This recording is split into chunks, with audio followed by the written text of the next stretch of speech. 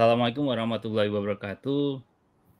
Terima kasih Pak Waalaikumsalam. Suradjin dan teman-teman dari Simpson yang sudah datang hari ini. Maaf saya bahasa Indonesia saja. Mungkin nanti Sure. berikutnya nanti biar Mbak Regina yang memandu acaranya. Terima kasih teman-teman yang sudah hadir hari ini, pagi ini, sudah datang di webinar hari ini. Hari ini materinya menarik sekali karena mengenai sambungan baja terprakualifikasi. Mungkin bagi teman-teman ini mungkin masih agak asing gitu ya, tapi mungkin teman-teman yang bergerak di bidang baja ini jadi yang sudah biasa juga. Tapi yang menariknya ini adalah teknologi ini jadi suatu paten dari Samsung dari Amerika, dan nanti kita bisa mendapat penjelasan dari mereka bagaimana teknologi ini. Alhamdulillah hari ini kita berkolaborasi dengan dari PT-nya Suradjin Sutjipto ya Pak ya? Ya. SSI, terus dari ISSC juga, dari Masyarakat Konstruksi Baja Indonesia. Kita bisa berkolaborasi dan mendatangkan Simpson di webinar hari ini gitu ya. Semoga acara webinar hari ini bisa bermanfaat untuk teman-teman semua. Terima kasih lagi Pak Suradjin yang sudah menginisiasi acara ini. Kita jadi bisa diskusi belajar bareng di sini. Untuk selanjutnya nanti acara akan dipandu oleh Mbak Regina. Acara ini beliau nanti jadi pembawa acara dan sekaligus moderatornya dari awal nanti sampai akhir. Oke, mungkin itu saja. Untuk selanjutnya saya serahkan ke Mbak Regina untuk memulai acara ini. Oke, terima kasih Pak Budi. Ya, selamat pagi dan salam sejahtera Bapak Ibu sekalian. Semoga sehat selalu dimanapun kita berada. Selamat datang di acara webinar series Teknik Sipil session 63 dengan tema webinar Yield-Link Moment Connection. Ya, dengan sangat antusias sekali pada kesempatan hari ini, perkenalkan nama saya Sisil yang tentunya akan memandu webinar series hingga sampai selesai nanti. Acara webinar hari ini akan dibagi ke dalam 3 sesi materi dan diakhiri dengan sesi Q&A. Apabila di tengah-tengah sesi ada pertanyaan yang ingin diajukan, Bapak dan Ibu bisa menuliskannya di kolom Q&A yang tersedia dengan format nama pembicara yang diharapkan untuk menjawab dan tentunya disertai dengan pertanyaannya. Tetapi apabila pertanyaan Bapak Ibu sudah ada di kolom Q&A, jadi sudah ada yang menanyakannya gitu ya, Bapak Ibu cukup memberikan jempol untuk pertanyaan yang sudah ada, dan di akhir acara, pertanyaan yang paling banyak tanda jempolnya akan menjadi prioritas untuk ditanyakan ke pembawa materi.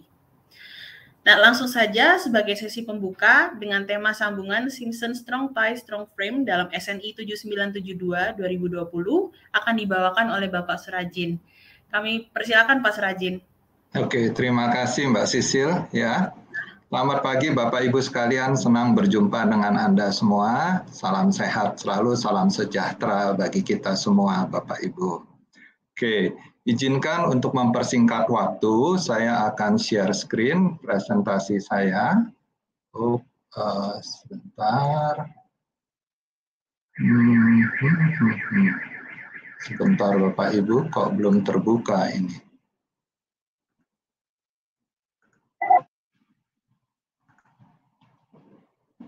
Oke. Mohon maaf saya agak kurang familiar dengan big marker ini.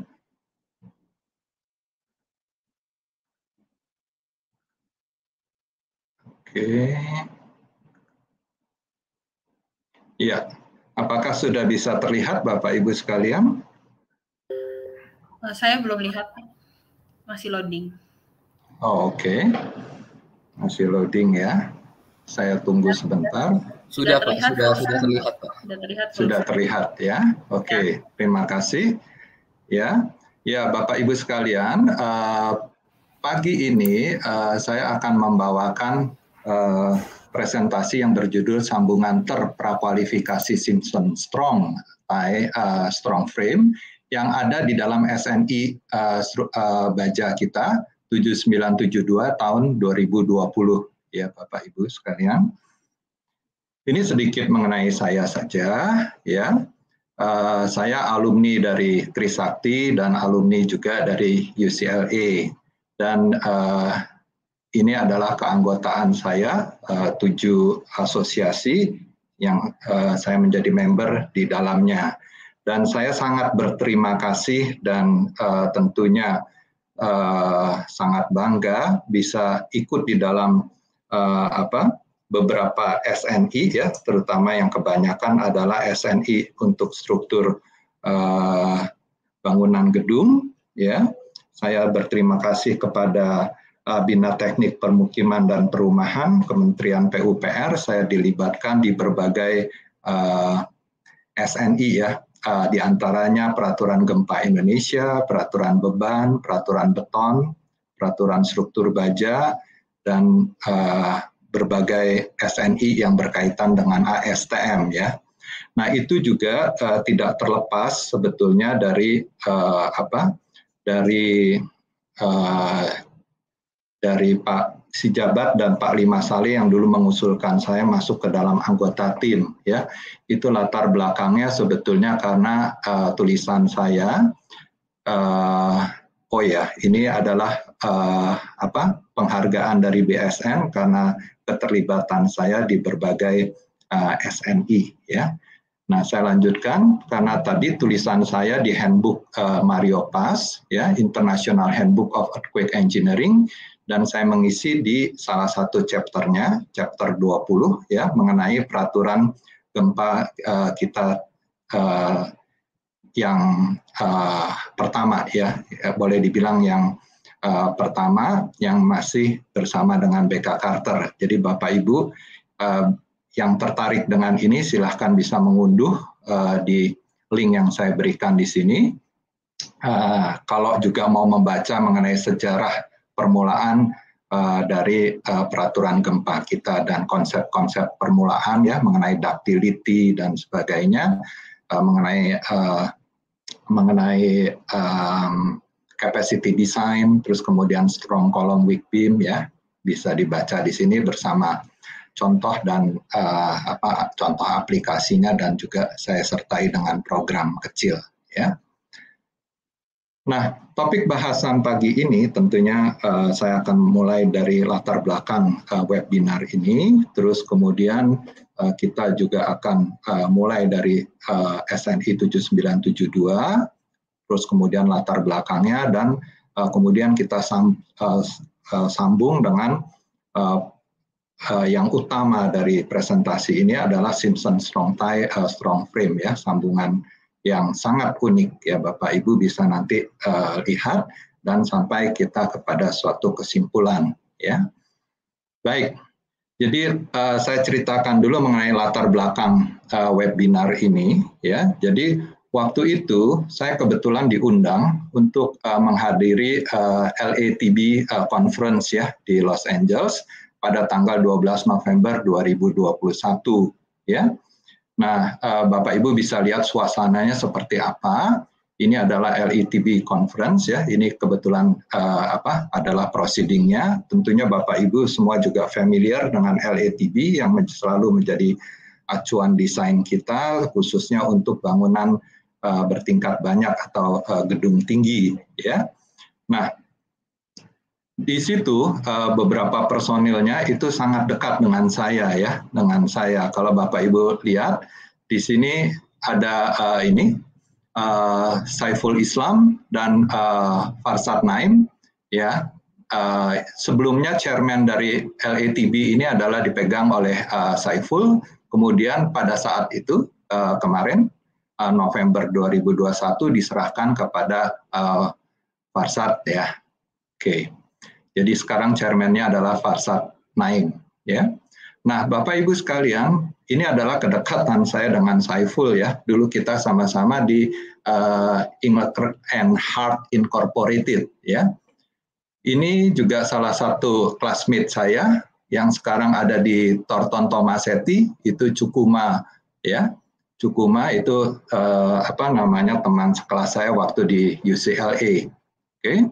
Dan ini semua juga saya perkenalkan, ada Samson Huang, ini dia menjadi sudah pensiun ya, emeritus member, dan saya jumpai dia di San Francisco. Itu kami berfoto bersama di depan Millennium Tower yang fenomenal ya, jadi leaning tower ya, tower yang miring ya. Jadi karena prinsipnya adalah menggunakan friction pile dan ternyata settlement-nya tidak balance ya, jadi gedungnya miring dan banyak joke yang mengatakan kok seperti menara Pisa lama-lama ya, dan itu termasuk apartemen mewah dan yang termahal juga di San Francisco ya. Nah, kembali ke tadi, itu semua adalah alumni dari Ingelkrab ya dan Hart. Itu keduanya adalah pembimbing thesis saya waktu di UCLA ya. Nah, saya berjumpa juga semua di situ. Ada Tom Sable yang nanti juga bisa dilihat, dia banyak risetnya setelah Northridge ya, jadi banyak di struktur baja. Bapak Ibu juga saya perkenalkan sama Tony Gotzi, ya dia sudah jadi ini di Ingelkrab, principal di Ingelkrab, senior principal, dan itu dulu mejanya itu sebelahan sama saya, mejanya sebelahan sama saya ya. Oke, jadi itu dari conference ya. Dan bocorannya itu adalah bahwa kalau shear wall design menurut ACI 318 tahun 19 nanti, yang kita masih ikut yang 14 ya, itu punya problem. Jadi wall-nya karena ketentuan yang baru, itu wall-nya bisa sampai dahsyat permintaannya karena requirement dari gesernya. Kemudian yang menarik dari conference itu juga adanya MPRS ya, multi period response spectra ya, itu ada di ASCE 722 yang segera kita garap nih ya. Jadi peraturan gempa kita akan sedikit berubah lagi ya. Itu bocorannya Bapak Ibu sekalian.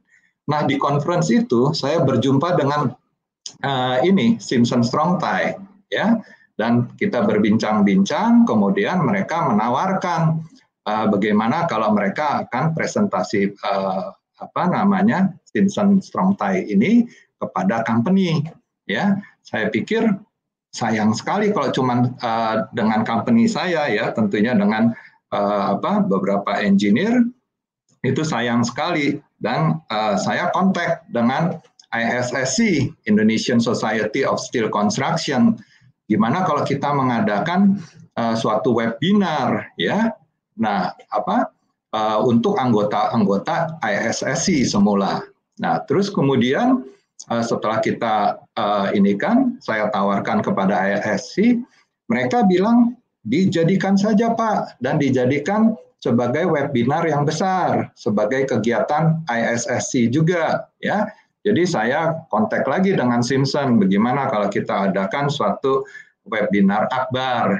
Nah, tentunya di Indonesia satu-satunya yang bisa menghandle begitu banyak peserta adalah Sipilpedia. Jadi saya mengkontak Pak Budi, dan bagaimana kalau kita berkolaborasi mengadakan webinar ini ya. Jadi semua di balik ini semua latar belakangnya adalah kita mengadakan webinar hari ini ya. Dan tentunya atas nasihat ini juga dari Pak Budi, terus kemudian juga permintaan dari ISSC bahwa sebaiknya diberikan juga dalam bahasa Indonesia. Makanya saya berikan introduction dalam bahasa Indonesia dulu sebagai guideline, nanti supaya mudah mengikuti presentasi dari Vince dan tim dari Simpson Strong-Tie ya Bapak Ibu. Demikian. Mari kita masuk kepada SNI 7972 ya. Nah, Bapak Ibu mungkin sudah tahu bahwa peraturan baja kita tuh ada 4 buku ya, ada 4 buku ya. Dan mulai dari yang kiri itu secara general tentunya untuk seluruh bangunan struktur baja. Terus yang kedua itu mengkhususkan untuk bangunan baja tahan gempa ya. Kemudian dilanjut dengan sambungan terprakualifikasi, jadi buku ketiga ya. Terus kemudian mengenai pelaksanaannya itu buku keempat ya, buku keempat. Nah, buku ketiga ini ya, khususnya sambungan terprakualifikasi, itu kita boleh dibilang mengadopsi secara full, secara identik dari AISC 358 tahun 2016 ya. Nah, saya kebetulan beruntung ya, sekali lagi terima kasih kepada Bintek ya, Bina Teknik Puskim. Saya dilibatkan di keempat-empatnya Bapak Ibu sebagai komite teknis maupun juga sebagai anggota tim penyusun ya.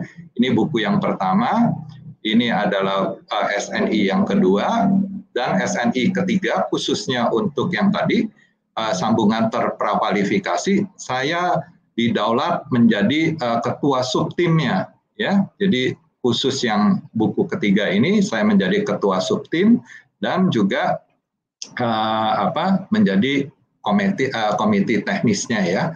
Dan ini juga semua adalah kiat-kiat yang dimotori oleh Pak Joni Simanta ya, dari Unpar, Dr.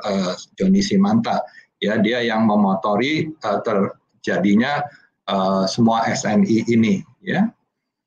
Nah, sekali lagi SNI kita itu adopsi identik ya dari pre-qualified connection for special and intermediate steel moment frames for seismic applications ya. Itu AISC 358 yang tahun 2016, dan tentunya ada suplemen nomor satunya tahun 18, dan itu kita adopt secara identik menjadi sambungan terprakualifikasi untuk rangka momen khusus dan menengah baja pada aplikasi seismik ya, seismik. Itu menjadi SNI 7972 tahun 2020 dan kemudian dikeluarkan oleh BSN itu pada 6 Juli 2020 ya. Jadi ini masih relatif sangat baru ya Bapak Ibu sekalian. Oke. Nah, itu juga 7972 sebetulnya sudah ada Bapak Ibu sekalian, itu yang SNI 7972 2013 ya, ini merupakan suatu pembaharuan. Nah, pembaharuannya apa kira-kira?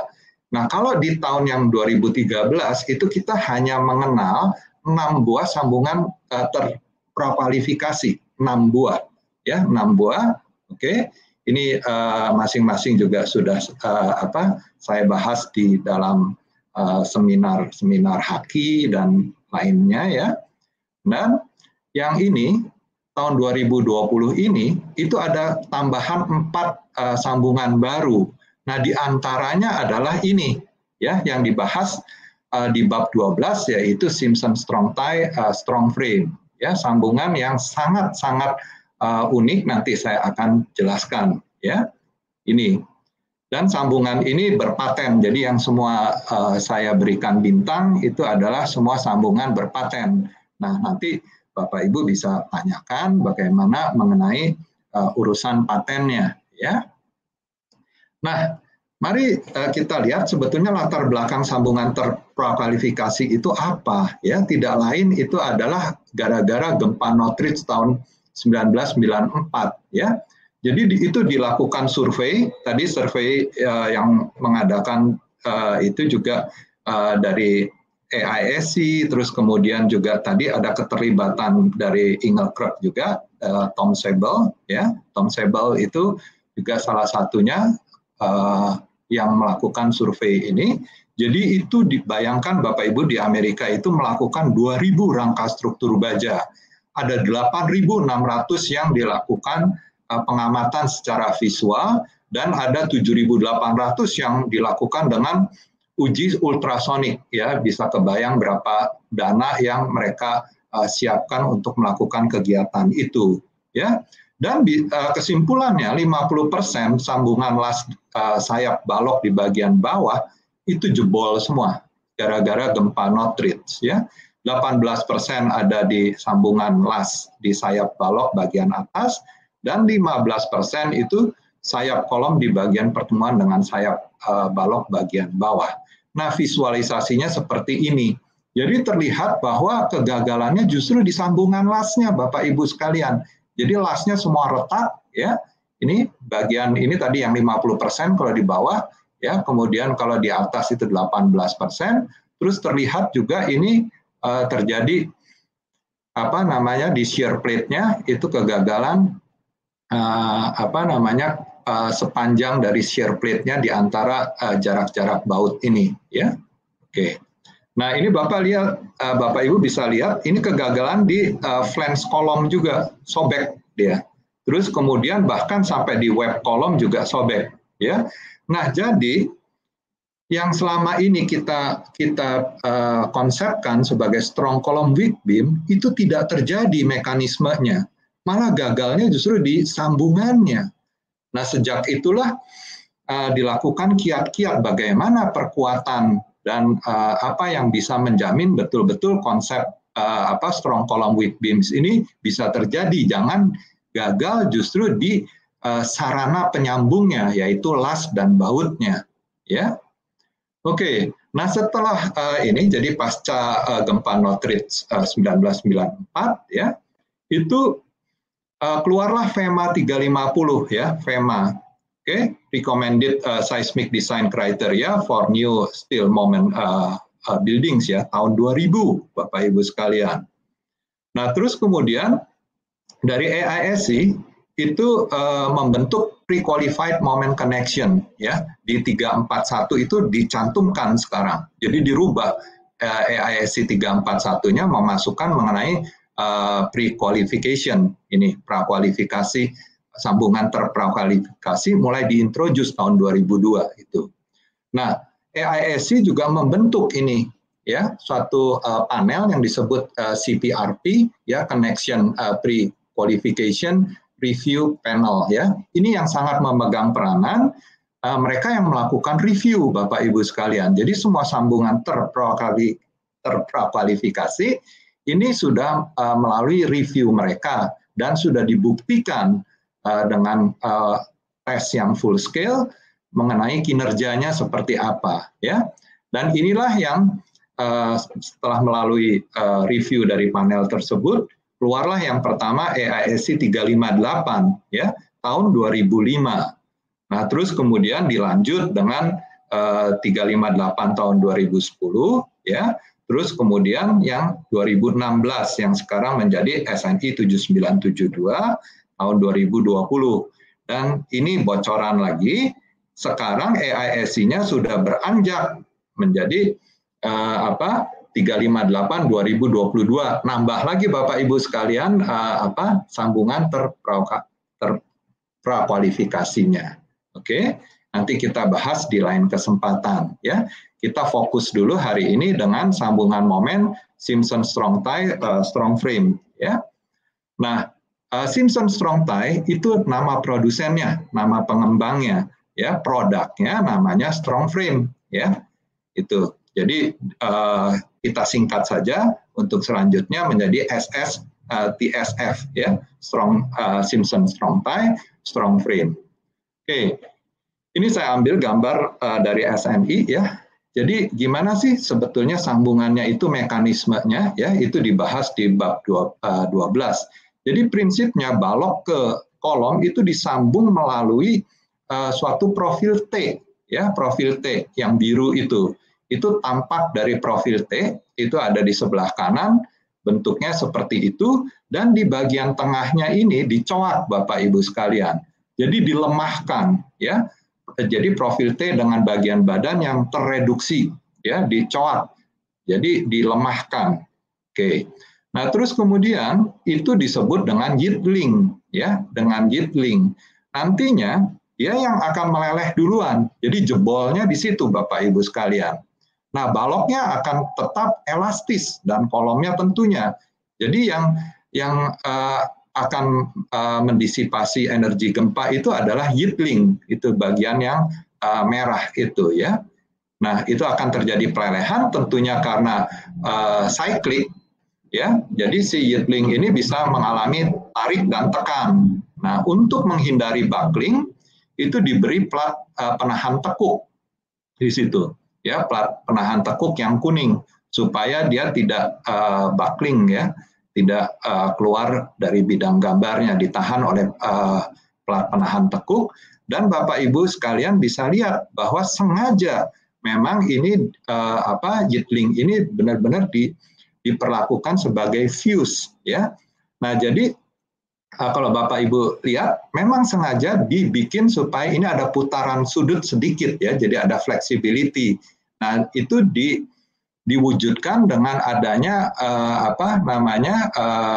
lubang baut yang berbentuk oval, sehingga benar-benar terjadi putaran sudut di situ, ya.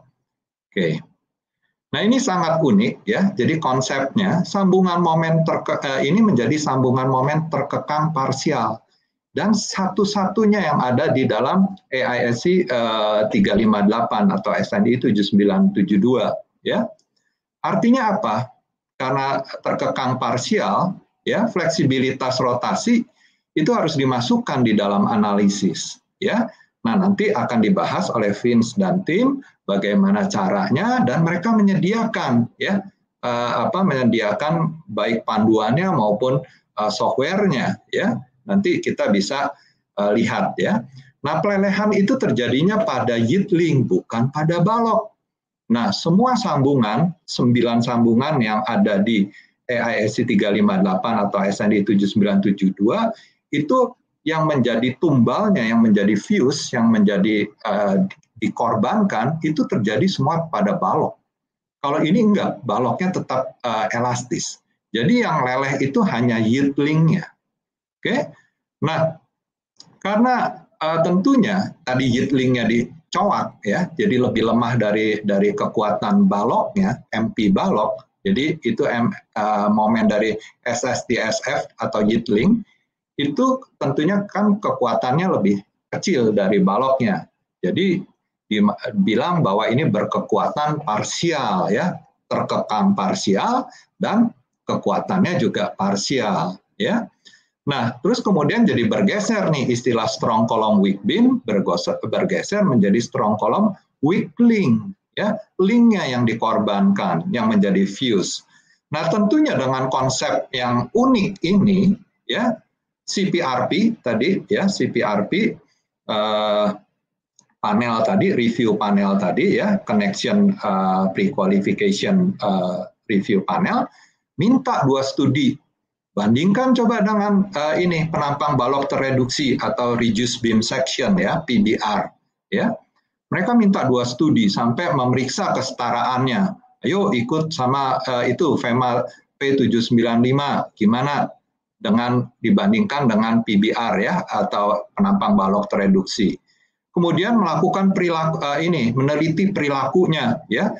Mereka diminta full scale-nya kayak gimana, terus kemudian analisis riwayat waktu atau time history-nya seperti apa, ya.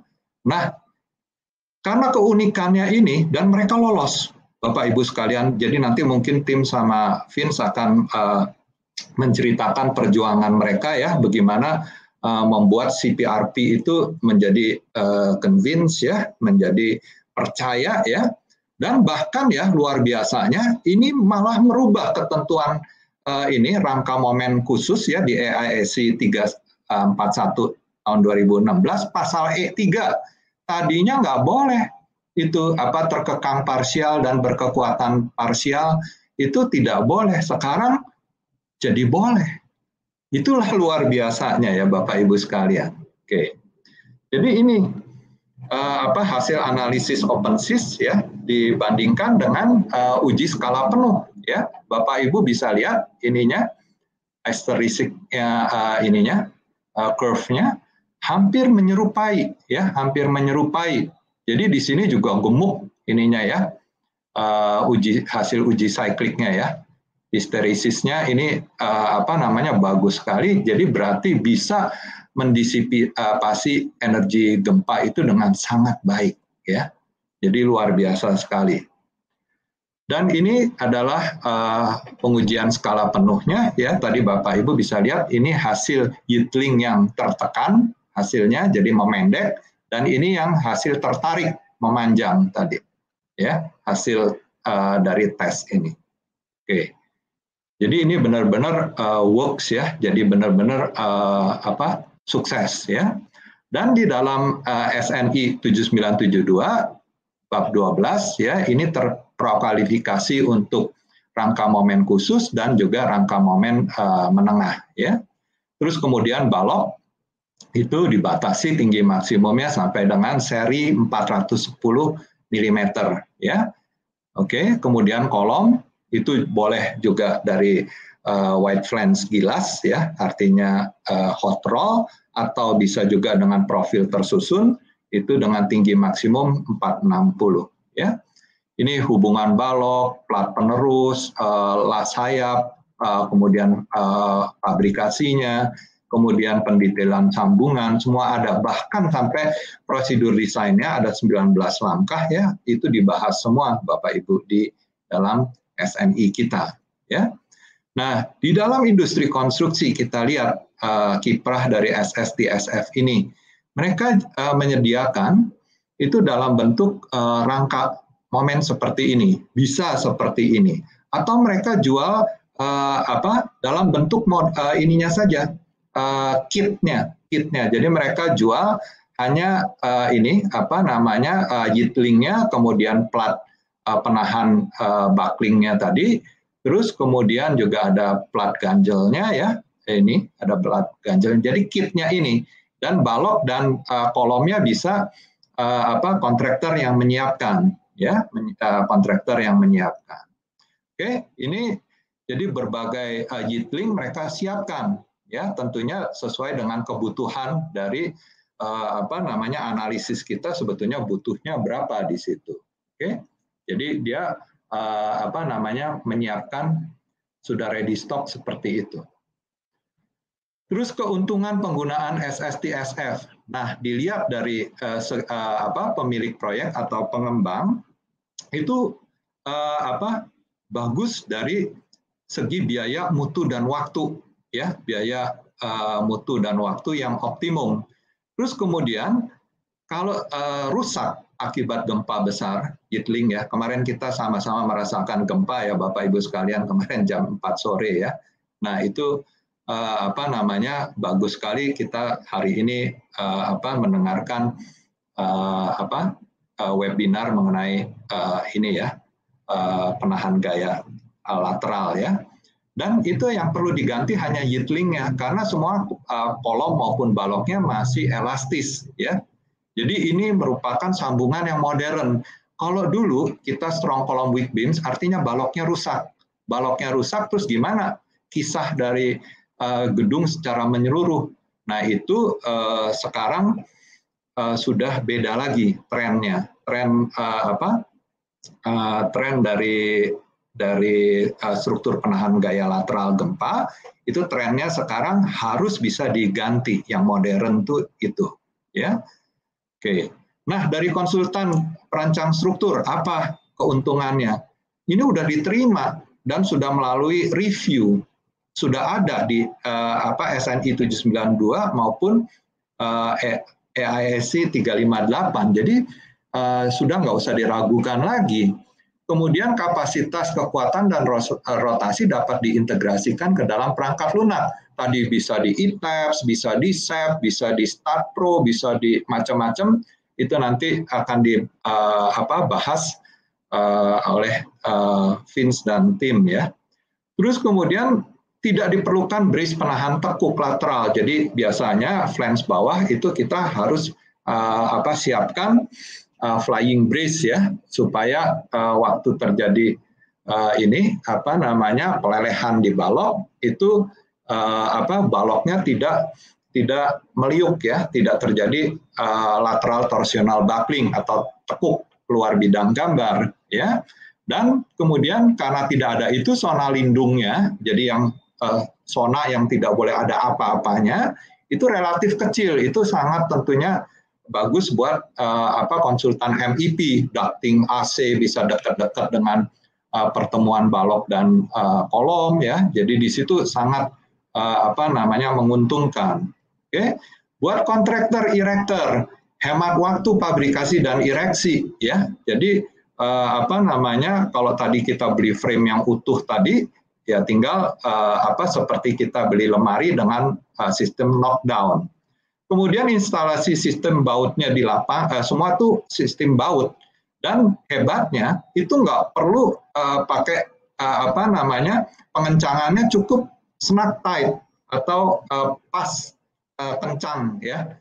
Jadi nggak perlu sampai pakai kunci momen atau peralatan khusus lainnya ya. Oke. Terus kemudian tidak memerlukan pekerjaan pengelasan ya. Jadi ini aman kalau dikombinasi dengan struktur kayu sehingga mencegah adanya kebakaran. Kemudian pengawasan yang minim sehingga hemat tentunya dari biaya dan SDM-nya ya, nggak usah perlu banyak-banyak orang ya. Dalam industri aplikasinya ini Bapak Ibu bisa lihat, ini bangunan 4 lantai, ini tentunya ada basement-nya, jadi ini siap terpasang ya seperti ini ya, frame yang sudah jadi. Bisa juga ini ya, frame yang seperti ini atau bahkan seperti ini ya. Bahkan mereka menyiapkan juga yang ada duduk di transfer bin segala ya. Ini nanti bisa ditanyakan lebih lanjut kepada tim ya. Terus kemudian juga tadi kan bangunan baru. Kalau bangunan lama untuk retrofit Bapak Ibu sekalian. Jadi buat mencegah soft story ya, soft story biasanya disisipkan ini ya, karena dia tadi sistemnya seperti knockdown bisa dilepas-lepas. Jadi bagus sekali kita bisa sisipkan ya di dalam suatu bangunan existing ya. Nah, kesimpulannya adalah sambungan momen Simpson Strong-Tie strong frame SSTSF merupakan sistem sambungan terprakualifikasi yang handal dengan mekanisme disipasi energi gempa yang sangat unik melalui pelelehan elemen Yield-Link ya. Yang kedua, dalam industri konstruksi, sistem rangka momen SSTSF ini memberikan banyak keuntungan ya bagi owner, bagi konsultan, struktur, terus kemudian kontraktor dan erector dari segi biaya, waktu dan mutunya. Kemudian sistem rangka momen SSTSF sangat cocok ya buat bangunan baru dan bangunan lama yang perlu diperkuat atau retrofit. Ya, Bapak Ibu sekalian, kalau Bapak Ibu mau baca lebih lanjut tadi apa yang sudah saya presentasikan, Bapak Ibu bisa baca di makalah yang pernah saya tulis di dalam konteks 14 ya. Ini, oke, semua yang saya presentasikan di sini ada semua, Bapak Ibu bisa baca dan bisa download di di tautan ini ya, di link yang saya berikan ini, oke. Dan terima kasih banyak atas perhatian Bapak Ibu sekalian di pagi hari ini yang dengan cuaca sedikit agak mendung ya. Dan kalau Bapak Ibu mau kontak saya untuk lebih lanjut, mari kita kembangkan dunia industri konstruksi baja kita Indonesia ya. Lebih lanjut bisa Ibu Bapak menghubungi saya di email ini. Sekali lagi terima kasih atas perhatian Bapak Ibu sekalian. Oke. Ya, saya kembalikan kepada Mbak Sisil. Ya, terima kasih Pak Suradjin atas sharing ilmunya yang sangat detail dan tentunya berguna bagi kita semua. Bagi para peserta yang ingin menanyakan pertanyaan, dapat menuliskan di kolom Q&A dan jangan lupa menuliskan pertanyaan ditujukan kepada siapa. Para peserta juga dapat memberikan jempol untuk pertanyaan yang sudah ada dan pertanyaan yang paling banyak tanda jempolnya akan menjadi prioritas untuk ditanyakan ke pembawa materi. Oke, let's move on to the second session. Untuk pembicara kedua dan ketiga, kita undang jauh-jauh dari luar negeri nih, sehingga perkenankan saya memperkenalkan dalam bahasa Inggris.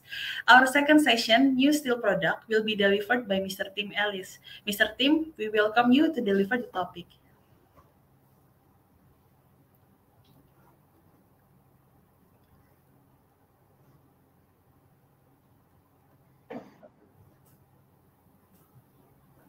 Okay.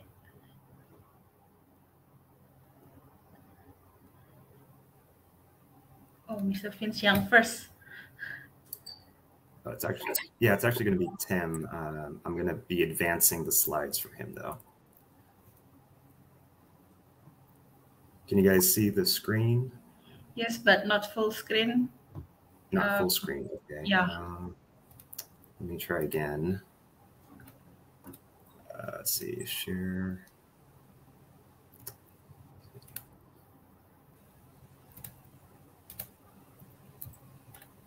Okay, 1 second.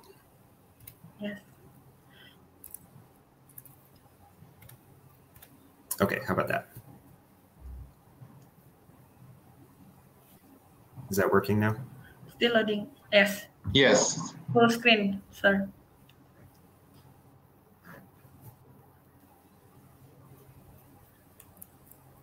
But I cannot hear your voice, Mr. Tim Ellis.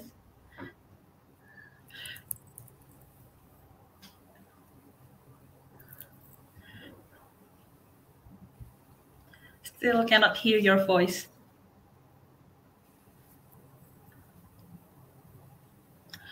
Atau Pak Suradjin dengar suaranya, Pak? Di saya Tidak dengar. Mungkin suruh apa dilepas ininya? Apa namanya? Oh, sorry, Mr. Tim, we cannot hear your voice. Can you take out?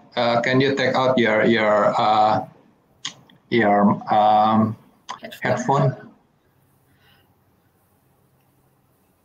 I mean, use the notebook mic.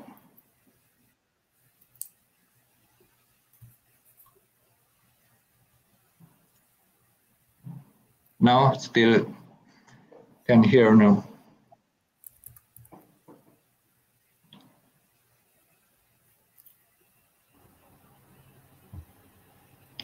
Vince, please, can you hear? Yes, I can. Can you hear me? Yes. Okay.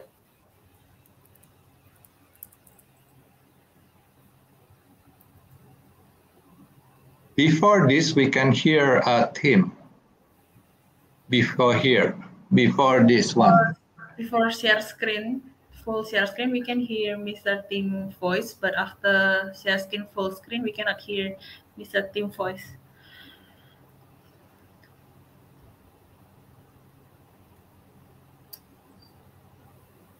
Still cannot, sir.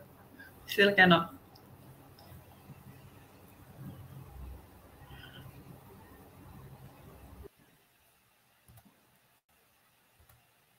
Now? Oh, man. Yes. We can hear you, Tim. Yes. Okay, great. Great. Thank you. There Sorry goes. about that. Systems failure. I tested it earlier and it was working, but anyway, here we are. Thank you all so much for joining us this evening or this morning, where you guys are. We really appreciate the opportunity to present to you all. And we thank you for your interest in the Yield-Link moment connection. Next slide, please, Vince. Just a little background on me. I'm currently the market segment manager for structural steel for Simpson Strong-Tie. This is a newer division for Simpson Strong-Tie. You guys may know us very well in the wood construction space, but we have decided to apply our philosophy of building safer, stronger structures economically into the structural steel world about 3 years ago. And this is one of our first efforts. And I'm going to talk at the end about some of the other products that we're adding into this product matrix. A little bit of background on me. I have a background in physics and astronomy, but I was a general contractor for 18 years. And most of the work we did was hillside seismic construction in Southern California. I also taught North American construction in Japan from 1995 to 1998 after the Kobe Great Hanshin earthquake. That experience changed my life, and I decided to dedicate the rest of my career to earthquake safety. And the best way I found to do that was to join Simpson Strong-Tie in 2001. I started off as an anchor tie-down system specialist, which is our multi-story wood construction high-strength rod system. And then in 2006, I went up to our corporate office and became a product manager managing Simpson, the anchor tie-down system. But also at that time, we started really looking at the moment frame connections And I also took on the role of managing the development of our steel moment frame connection. And then since 2018, I have been the market segment manager for structural steel. Next, please, Vince. A little bit of history of this particular product that we're talking about tonight or this morning. In 2006, we did the first test of the Yield-Link technology in our Tyrell Gilb laboratory in Stockton, California. The inventor, Steve Pryor, and I realized that there was no way to really put a steel frame into a wood building efficiently. And that's sort of how the technology was born. And in 2008, as we were developing this Yield-Link technology and working with AISC to get the special moment frame technology approved, we launched an ordinary moment frame to sort of test the waters, if you will, and get into the steel business a bit and you know, see where we sort of fit in. And then in 2013, we launched the special moment frame in the Strong Frame product line. That product line is still active, and we do a lot of steel frames into wood buildings, mostly residential work in that. But as this product gained in popularity, even though there was a little resistance from the steel fabrication community, once they realized how easy and how fast the Yield-Link connection was that's utilized in the Strong Frame product line, they started really asking us if they could just purchase the Yield-Link moment connection as part of their structure, as part of their steel fabrication process. And so we started an effort probably around 2015. And then in 2019, we developed and launched the moment frame connection. And Vince is going to go through the history of that and how we came to you know, this pretty robust connection that we're talking about today. Next, Vince. So I'm going to turn it over to Vince now. He's going to do the meat of this presentation. And then at the end, I'll come back in. We'll talk about some new products that we're launching into this product group. And then after that, we'll do some question and answer. Take it away, Vince. Sounds good. Thank you, Tim. And hello, everyone. Thanks again for having us here today. Hope you guys are all doing well. My name is Vince Yang. I'm a field engineer with Simpson Strong-Tie.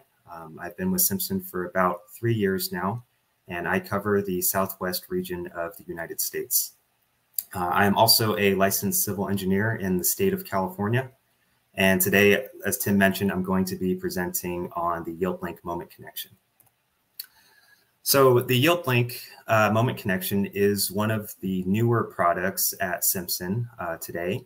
However, as Tim mentioned earlier, the concept of Yield-Link and the technology behind Yield-Link isn't really that new. It's actually been around for a while in our Strong Frame product line for the past decade now. And if you've heard of Strong Frame before, or if you know what it is, you'll know that the Strong Frame is Simpson's full service package when it comes to special moment frame design. So if you're an engineer and you want to use the Strong Frame for your project, basically what you would do is you would send Simpson your design criteria. That's your loading and your frame geometries and dimensions. And Simpson will design the whole frame for you and provide all calculations and structural drawings. And we put it together in a package for you to review and approve. And if everything looks good and it's ready to be constructed, Simpson also manufactures the entire Strong Frame, and then we'll ship it to the job site. Now, the Strong Frames are intended for the light frame construction industry. So that's wood and cold form steel buildings. Generally for residential type structures, that's where the Strong Frame is intended, kind of the smaller moment frame projects. However, in the recent years, we've been getting an increasing demand to use Strong Frame in larger and larger buildings, specifically in structural steel buildings, where you might have higher loads, larger openings, and larger members. And at the time, the Strong Frame product line just wasn't set up for these larger commercial steel buildings, and we couldn't keep up with that demand. And so the Yield-Link was developed. When it comes to the Yield-Link, there are two main differences between the Strong-Frame product line and the Yield-Link product line, even though the products are very similar overall. The first difference between the Yield-Link and Strong-Frame is that the Yield-Link connection is generally intended for the larger commercial steel industry. So we're talking about full structural steel buildings, mid-rise, even high-rise structures. Those are the types of projects that the Yield-Link is intended for. So typically you're going to see larger beams, larger columns, and larger link sizes. The Yield-Link member itself works exactly the same way as the connections used on the Strong-Frame. It's the same shape, same mechanism, and same installation process. The difference is that the Yield-Links are going to be much larger than the connections used on the Strong-Frame in order to accommodate these larger commercial steel projects. The second major difference between the Yield-Link and Strong-Frame is that on a Yield-Link project, Simpson is only providing the Yield-Link connection kits. So just the connector portion, which I'm highlighting with my mouse here. And so what that means for the industry is that if you are an engineer, you will be able to design your own Yield-Link moment frames using our free design software that we have to size your framing members and to design your Yield-Link moment connection for your frame. I'm going to talk about the software tools at the end of the presentation, but as I mentioned, all of our design software are free to use and to download. There are no licensing fees required to use our design software.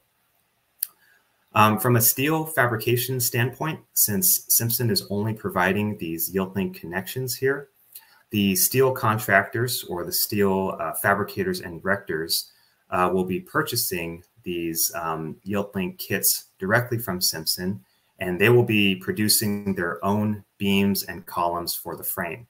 So it ends up being a more cost-effective option for the steel contractors, since they are still able to produce the majority of the frame themselves, and they only need to purchase the Yield-Link connections from Simpson, rather than the entire frame as you see with the Strong-Frame product line. So that's kind of the basic overview between the Yield-Link and the Strong-Frame. Now, before we continue into more Yield-Link discussion here, I'm going to go over some basic info on steel moment frames. As you guys know, there are three different steel moment frame types. You have the ordinary moment frame, the intermediate moment frame, and the special moment frame. In the ordinary moment frame, you have an R value of 3.5, as stated in ASCE 7. And with the ordinary moment frame, or OMF, you do not need to use any sort of pre-qualified connections in AISC 358. You're also expecting to see a limited amount of inelastic deformation with the OMF, and so you are typically using the OMF in a very low to non-seismic region. The next one is your intermediate moment frame, or IMF. You have an R value of 4.5. It's a little bit more ductile. You do need to use pre-qualified connections in AISC 358 for the IMF. And typically, you're expecting to see a moderate amount of inelastic deformation with the IMF. So you would be using it in a moderate seismic region. And then lastly, your special moment frame, or SMF. This is your most ductile system. You have an R value of 8. You do have to use pre-qualified connections, just like with the IMF. And typically, you're going to see a significant amount of inelastic deformation with the SMF. So you would be using it in a very high seismic region. Today, we're going to be focusing on the SMF design, since that is the most difficult and stringent moment frame to design, but also because the Yield-Link connection can be used as a special moment frame connection with the R value of 8. So in today's world, we see two main design methods for the traditional special moment frames that are built on the job site. The first one is a weakened beam design, and this is a traditional reduced beam section or RBS connection that you've probably seen before. And the idea behind this weakened beam design is that during a catastrophic event, like a very large earthquake, you don't want your beam to column connection joint to fail, right? Because if that joint fails, you'll get a structural collapse, and that's no good. So in order to prevent the failure at the joint, you want to force the failure to occur somewhere else. And in this case, it's in the beam member itself. So you intentionally weaken your beam by cutting out the flanges on your beam, creating that shape that you see here. And so when that large earthquake does happen, the failure is being forced into this beam, the weakened beam section, and not at your connection joint.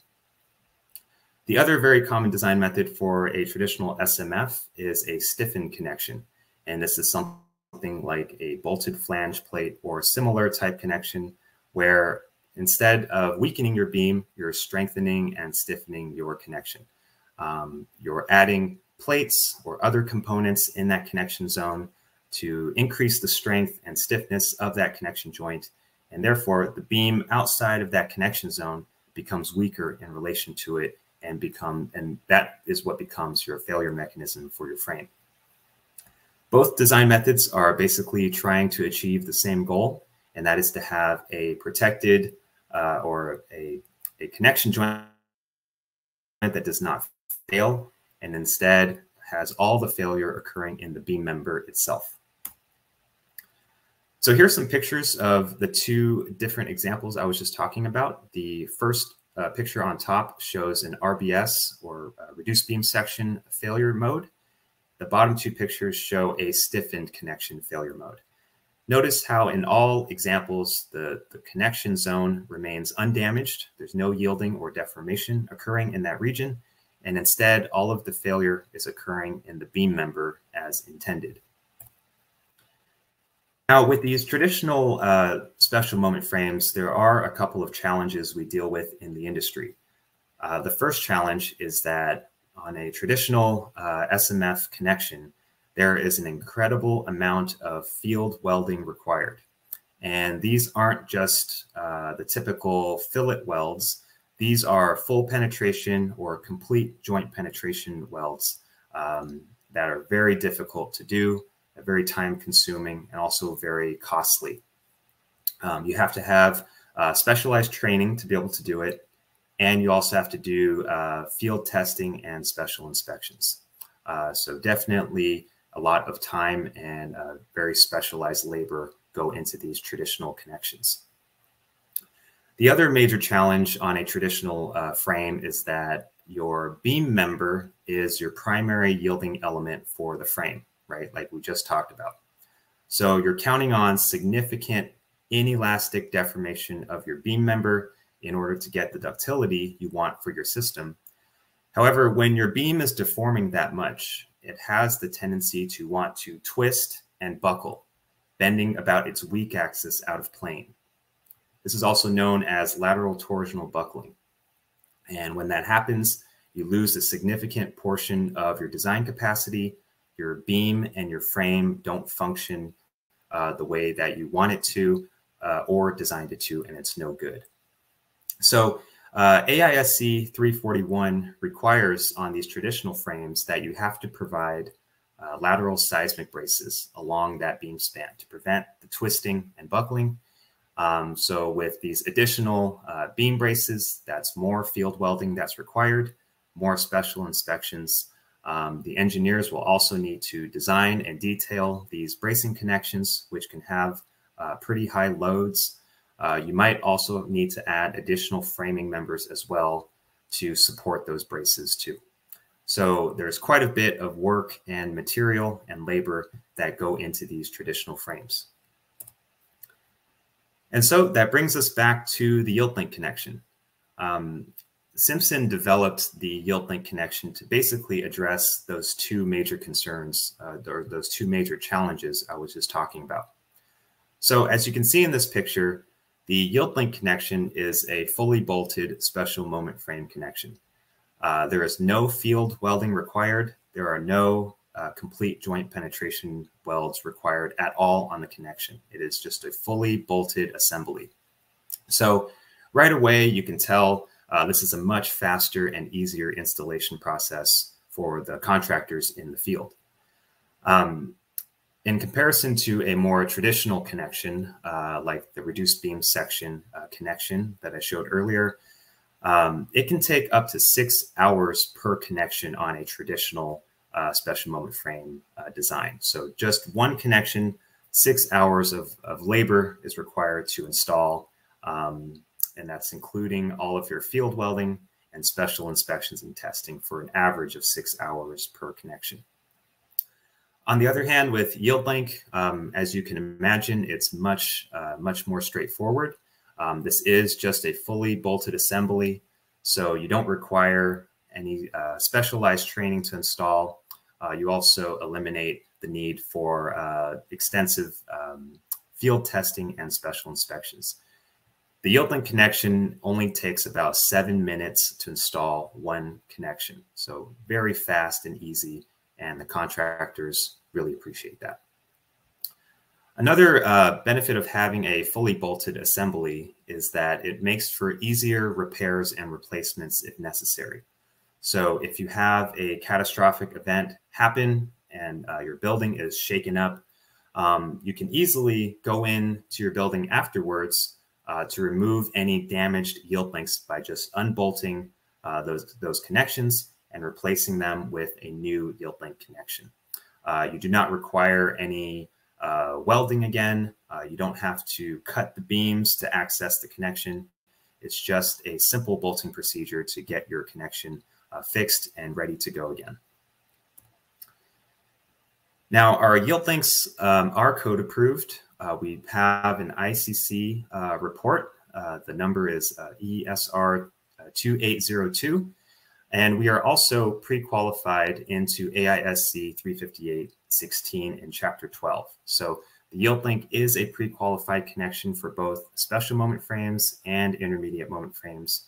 You can use those R values that I stated earlier for the R of 8 for special moment frames and the R of 4.5 for the intermediate moment frames. We also have international patents for the Yield-Link itself, as well as the manufacturing processes to manufacture these links. Okay, so now that we know what the Yield-Link is, you might be wondering, well, how does the Yield-Link work? So the Yield-Link connection functions like a structural fuse, which is a very similar concept to an electrical fuse system, where you have a fuse element that's designed to take on the majority of your loads and is also designed to fail in order to protect the other components in your system from any sort of damage. So if you look at this picture in the blue here, you can see there is a Yield-Link on the top flange and one on the bottom flange of your beam. The moment force from that beam is transferred into the Yield-Links into a TC couple, or tension and compression couple force. So the links, the Yield-Link members, take tension and compression forces only. The Yield-Links are then designed to yield and deform so that the beam is no longer the yielding mechanism for the frame. The Yield-Links become that yielding mechanism now. And so, since your beam is no longer designed to yield, and it's not intending to yield, your beam can actually be designed as a fully elastic member, and therefore the lateral seismic bracing in AISC 341 does not apply for the Yield-Link connection. You can have a fully unbraced moment frame beam when you're using the Yield-Link connection for your design. Lastly, this picture on the left is pretty cool. These two Yield-Links started off at the same size before we put it through some seismic testing. So you can see how much they're stretching and deforming during a seismic event. And I'll show you guys a video in the next few slides here. We've also done finite element analysis testing on the yield links. This is a graphic from that study.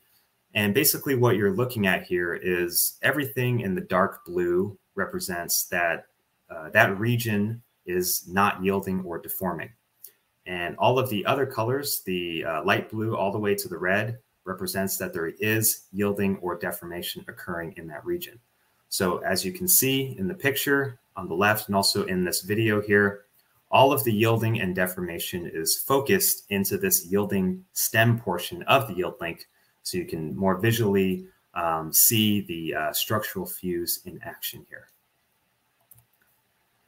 We also did real-life full-scale testing as well. This is a test rig we assembled in our facility in Northern California. And you can see some frame dimensions here, 35 feet wide, 21.5 feet tall. And we're using W36 by beams and columns. This is a pretty large frame. You can see a person down here for scale. And when we tested this, when we did this test, we also had the beam member as a fully unbraced condition, since we wanted to make sure it performs the way in theory, in real life as well. So this is a video of that test that I just showed you. I'm going to play the video in a second, but before I do, I just wanted to mention a few things here. So this was actually the AISC pre-qualification test that we did to get pre-qualified into AISC 358. And what's required to pass the test is you have to load your system cyclically. And so there's an actuator here that's going to push on the frame over and over. And you have to load your system in this fashion until it performs one full cycle at 4% story drift. So if you look at the graph on the bottom right here, you'll see the story drift percentage, and you'll see the hysteresis loops increase as the test goes on. But basically, you have to push it out to 4% story drift, which is all the way out here, without anything failing or basically without anything breaking. If you can meet that full cycle at 4% drift, you have to continue loading your system until you do get a failure or until something breaks, so that you can witness what the failure mode is and make sure it corresponds with your design procedure. So I'm going to play the video now. Hope you enjoy.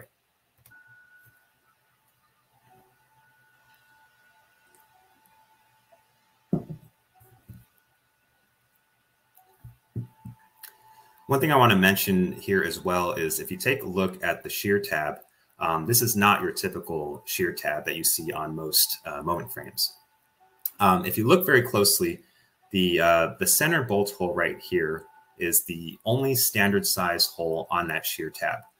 All of the other holes are either horizontally or vertically slotted to allow for the beam to rotate. And that's because we want all of the moment force to be concentrated into the yield links in that tension compression couple force. We didn't want any sort of residual moment capacity coming from that shear tab. So that's why we have them slotted there. Also, if your design calls for continuity plates or stiffener plates, doubler plates for your column panel zone, those plates only need to be fillet welded. They do not need to be complete joint penetration welds. So it makes it a lot easier for the fabricators and erectors to put these plates on. So if you look at the graph on the bottom right here, you'll see the story drift percentage starting to increase. Right now we are at 3% story drift, and you can see the frame is moving quite a bit now. And here we are at 4% story drift. So this is our full cycle at 4% drift. So far, nothing has failed, so we have met that requirement. And now we have to continue loading the system until there is a failure or until something breaks. So here it is at 5% drift now. And on the second cycle at 5%, the yield links finally failed. And what happened was the bottom yield link ruptured in tension, which is the ideal failure mode. We want these yield links to fail in tension and not compression. And it looks like after the yield link ruptured, The next point of tension was that standard bolt hole, which couldn't move, and it got sheared off. Looks like the one next to it got sheared off as well. So this was our AISC pre-qualification test video.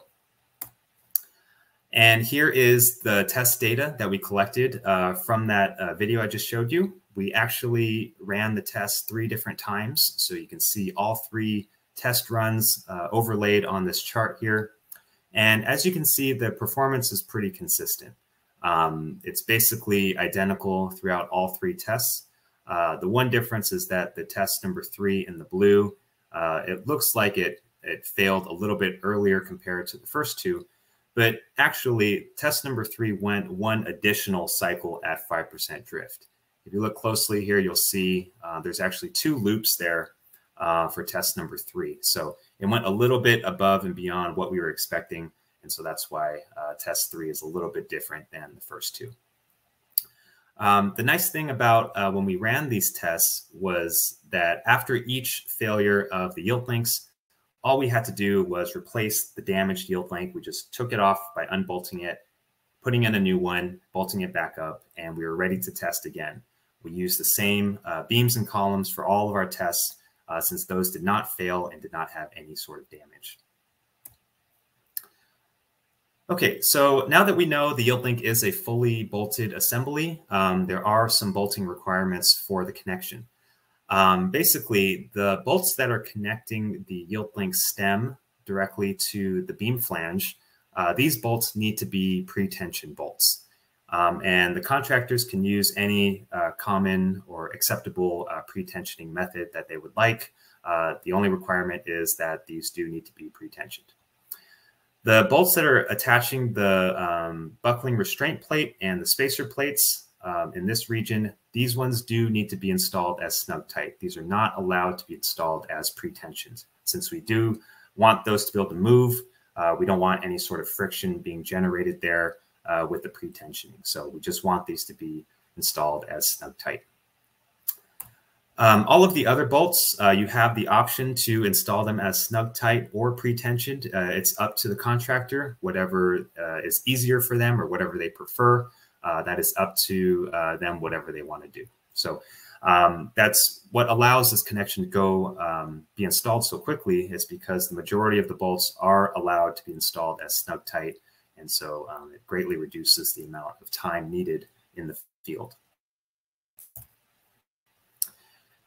Okay, so now that if you guys start using Yield-Link in the future, I did want to go over some design considerations for you to keep in mind when you're doing your design. The first one here is the drift check in ASCE 7. So just like any other moment frame you've designed before in the past, the drift limitations in ASCE 7 are also applicable for Yield-Link moment frames. The one unique thing about Yield-Link is that it is considered a partially restrained connection. It is not a fully restrained or fully fixed connection, as you see with the traditional welded connections. Yield-Link is considered partially restrained. So it does utilize what we call a rotational stiffness factor when it's being modeled in our software for the analysis.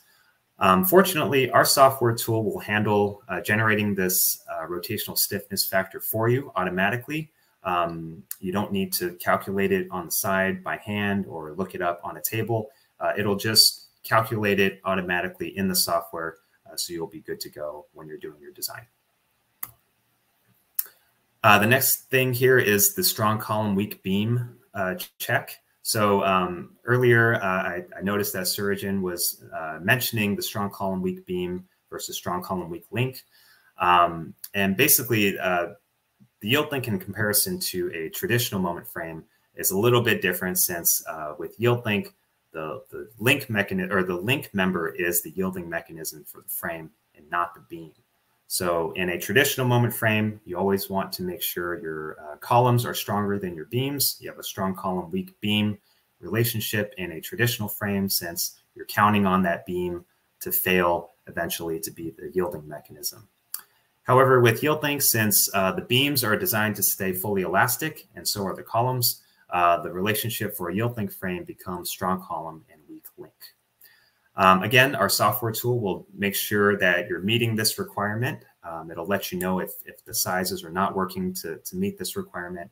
So you won't need to do any sort of hand calcs or extra checks on the side. Our software will do this for you. Next is the protected zone. So the Yield-Link connection has a much smaller protected zone than a traditional special moment frame. So as you can see in this picture here, the dotted line shows you roughly where that protected zone is.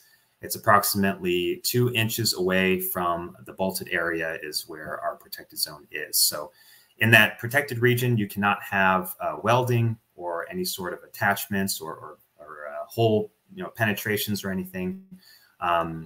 However, anywhere else in this beam web, you're allowed to have your welding attachments or small penetrations. It does not affect the Yield-Link moment connection. So there's definitely more room in there for the contractors to work with, as well as for your design.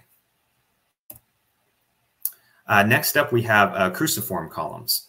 So the Yield-Links are only approved to be installed into a column's strong axis or column flange. We are not approved to install a Yield-Link directly into the column web or the weak axis of a column. So if you have a situation where you have multiple Yield-Link beams framing into one column in multiple directions, you could utilize a cruciform column as shown here in this picture.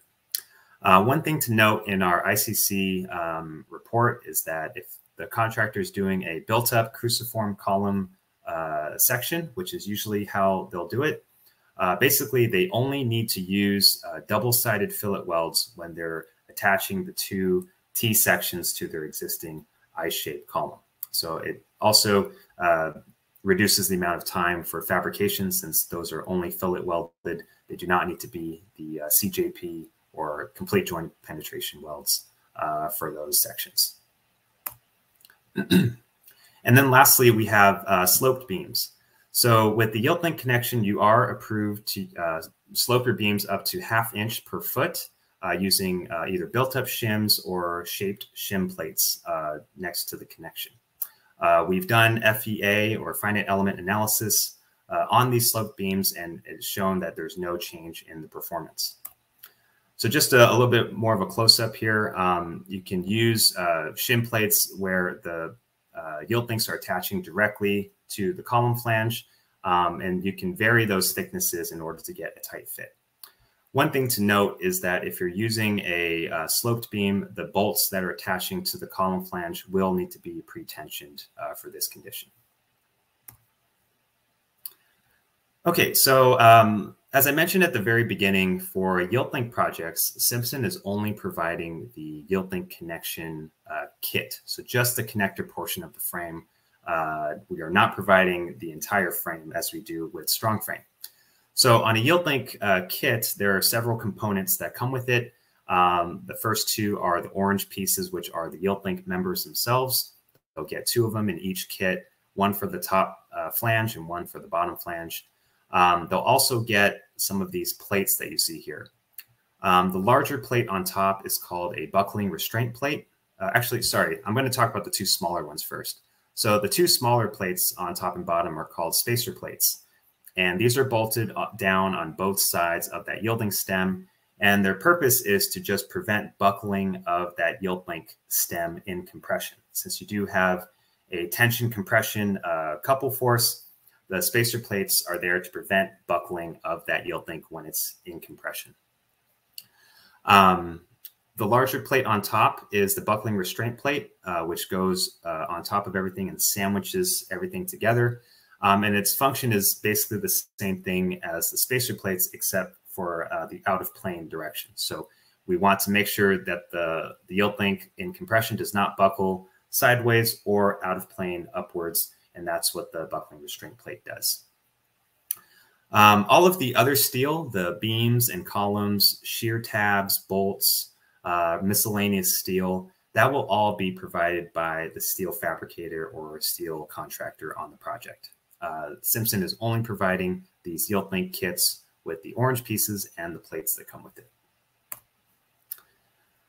Okay, so next up we have our Yield-Link connection nomenclature. So if you start using Yield-Link in your projects, or if you see them anywhere else on structural drawings, this is the typical nomenclature that we use to call out the Yield-Links on the structural plans. So basically it's YL for Yield-Link and then some numbers after it. The first number represents the stem thickness, which is this dimension here, T stem. And this number is represented as eighths of an inch. So a YL4 would be 4/8 or 1/2 inch thick for that dimension. The second number is the B yield, or the width of that yielding stem.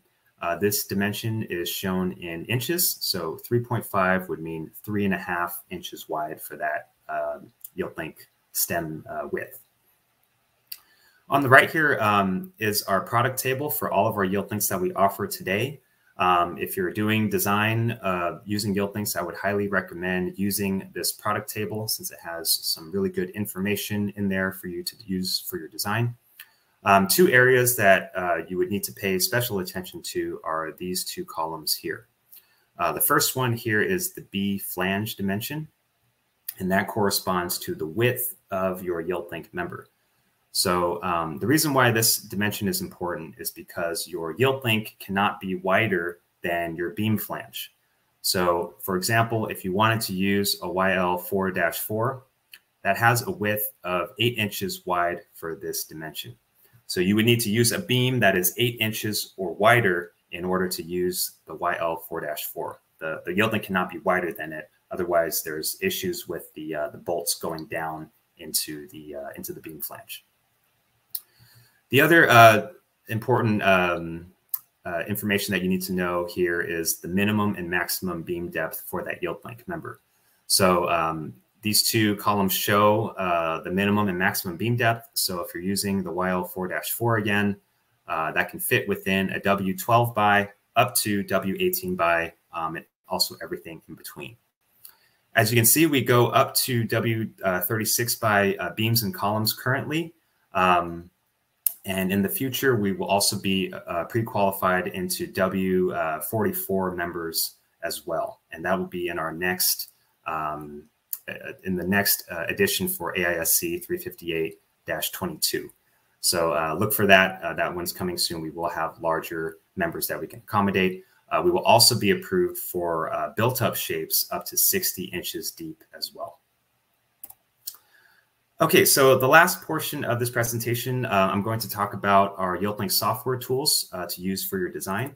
Like I mentioned earlier, all of our software tools are free to use and to download if applicable. There are no licensing fees required to use our software, and you can download them straight from our website here at strongtie.com/Yield-Link. So we currently have 4 different platforms for our Yield-Link design software. The first one here is a SAP 2000 and ETABS plugin tool. This is a downloadable plugin that you can add on to your existing SAP 2000 or ETABS software. And I'll show you an example of that later on. We also have a Yield-Link design tool that works within Microsoft Excel. Very powerful spreadsheet tool. It can design your entire Yield-Link moment frames purely within the Excel spreadsheet. The only limitation is that it is a 2D analysis software. So you're basically going to check just one frame line at a time. It doesn't do any sort of 3D building modeling or analysis. Next, we are fully integrated into the Bentley RAM structural system software. Since we're fully integrated here, you do not need to download anything from us, from Simpson, to use the software.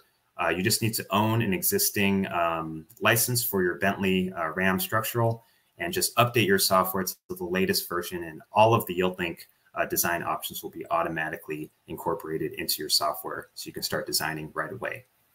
Similarly with RISA 3D, we are also fully integrated into RISA 3D, so you don't need to download anything from Simpson. Just update your software and you'll be good to go. We also have some additional software here for both detailing and for the fabricators. We do have a Revit plugin tool if you're doing your building modeling or drawings in Revit, we do have a Revit plugin you can download for free to easily incorporate Yield-Link into your Revit model. And we also have some steel detailing and fabrication software for the contractors. We have both a Tekla software as well as SDS2. These are also free plugins for the fabricators once the frames are ready to go. So at this point, I'm going to do a quick general overview of all of our design software tools. This will be very general. We won't be too detailed in how to use the software. If you want to learn more, though, we do have some recorded webinars that you can access from our website. If you want to watch those at your own time, please feel free to do so. We can send you a link for that. But today, we'll just do a quick overview of all of our engineering design software for you. So the first one we have here is the Excel spreadsheet tool. Basically, when you open up the spreadsheet, it will look something like this. This is the starting page where you can input your number of stories, your story height, the number of bays and the span, as well as some basic loading conditions and design criteria. And the way the tool works is you'll go through the top. So let me go back. There's a bunch of different steps here at the top that you can click on. These are macro generated buttons that you can click on them and it'll run analysis and generate new sheets for you as you go through it. So you start at step 1 and you'll go all the way through to step 8. And when you're finished, you'll be able to generate your own PDF summaries for your calculations, as well as your frame elevation drawings for your design. And if we zoom in a little bit, you'll see whatever sizes that you put into the software, it'll generate a drawing for you based on whatever size you put in, and it'll draw it to scale as well. So it'll have all your sizes called out, and it'll put in your Yield-Link components and call those out as well. So very handy tool to get all of your calculations and drawings purely within Microsoft Excel. The next tool we have is the RISA 3D modeling tool. Basically, with RISA 3D, you don't have to download anything from us, just update your software. And the way it works is you'll create your RISA model as normal, like you've always done before in the past. Input your member sizes, your loads, your boundary conditions. All of that is exactly the same. The difference now is that you can directly go into your moment frame members, click on the member advanced data, and here you can set your member release codes for your beam end conditions. So typically, you would either have a pinned or fully fixed or some sort of custom release, but now Simpson Yield-Link is integrated into RISA 3D, so you can click on this bubble here and select the Yield-Link size that you want to apply to your model. The one limitation of the RISA 3D software is that it is just a building modeling tool. It does not actually do the connection design. However, you can still get your member design, check your base reactions and member forces within RISA after you've applied your Yield-Link members to your model.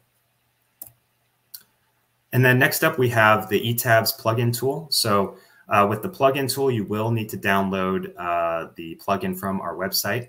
And once that's downloaded and installed onto your computer, you can easily access it from the tools menu within eTabs or SAP 2000 and just click on the modeling or the plugin tool right there. And the way the eTabs tool works is similar to RISA.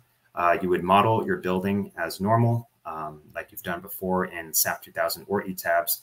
And once you open up the plugin tool, it'll show a window that looks something like this. Basically here, it's very similar to the Excel tool where basically there's different tabs at the top for you to go through and click on each step to do your design. And when you run your analysis, you'll be able to see your design output directly in the plugin tool. Blue numbers means that your design is working, and red means that something might need to be modified. And you can go in to each item here, select the drop-down menu, select your change your beam sizes or Yield-Link sizes, etc., to get your design to work. Once your design is finished, once you've gone through all of the design checks, You'll also be able to generate your PDF summary for your calculations, as well as your frame elevations to get your drawings done as well, just like how we saw with the Excel tool. And then our last software is the RAM structural system. Once again, this tool is fully integrated with Yield-Link, so you won't need to download anything from Simpson. Just update your software and you'll be good to go. Within RAM, you can easily model your building as normal and go in and add your Yield-Link sizes one by one or to the whole building if you like. That shows which Yield-Link size you've used. And once your model has been applied successfully, you'll also see the Yield-Links rendered onto your model there to let you know that they are being modeled correctly. And within RAM, you can run your analysis to generate your own calculations, just like the way you've done before in the past to get calculations for your beams and columns. RAM now provides calculation outputs for the Yield-Link connection. And when you're done with your design, you'll also be able to generate your Yield-Link frame elevation drawings as well. Just go into the File menu and click on Yield-Link, Export Yield-Link DXF. And you'll get those same frame elevations that we saw with the Excel and the ETABS tool. We also provide typical detail sheets for all Yield-Link projects. These detail sheets will actually be included in your frame elevation drawings that you generate from our software. These are also available on our website to download as a PDF or DXF files, so you can include that in your drawing set. One detail I want to go over real fast is this detail number 11, where you have a concrete metal deck above your Yield-Link beam. And the way that we prevent any sort of interference with the concrete deck into the Yield-Link is we show a detail of a bent metal cover plate that slides over the Yield-Link member as shown here to protect the protected zone. And when everything is put together, we also show this steel angle that comes across either diagonally or it can be flush against the beam. And basically when the metal deck is attached, you'll have this blocked out area where the concrete won't be able to interfere with the Yield-Link, but you still have those angles below to support the deck. For these bent cover plates, Simpson does provide these cover plates for the contractors to purchase. If they want to, we have them for all of our Yield-Link sizes currently. However, the contractors are also available or are also able to create them themselves if they wish, but we do have these available if the contractors want to purchase them. And then lastly, I'm just going to go over some real life projects that we've done in the past here with Yield-Link. This is one of our larger projects that we've done in Northern California.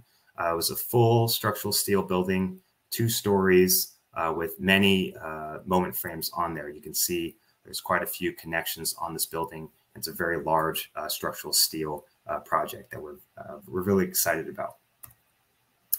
Here we also have a cruciform column condition. As we showed earlier, if you have multiple beams framing into a column in multiple directions, you can use a cruciform column as shown in this picture here to be able to capture that condition. Also here on the right, you'll see, if you look very closely, this is actually a sloped beam condition where you can see a shim plate was used right here next to the Yield-Link connection to the column flange in order to get that sloped beam there. And then this one is a close-up of one of the details that I just showed you for the metal deck. We have that steel angle that comes across for the metal deck to attach to. They also chose to put it out this way for the deck to attach to, and they will be adding a cover plate to go over this Yield-Link area to protect interference from the concrete metal deck. Yield-Link frames are also able to be used on wood projects as well, as shown in this picture here. You can see there's quite a bit of wood. This is primarily a wood structure, but there is a Yield-Link frame here in the middle supporting the wood roof, and you can see the wood framing into this column here. And here's just another Yield-Link project that is also using wood. You can see these are pretty large steel members, but there is going to be a lot of wood as well on this structure.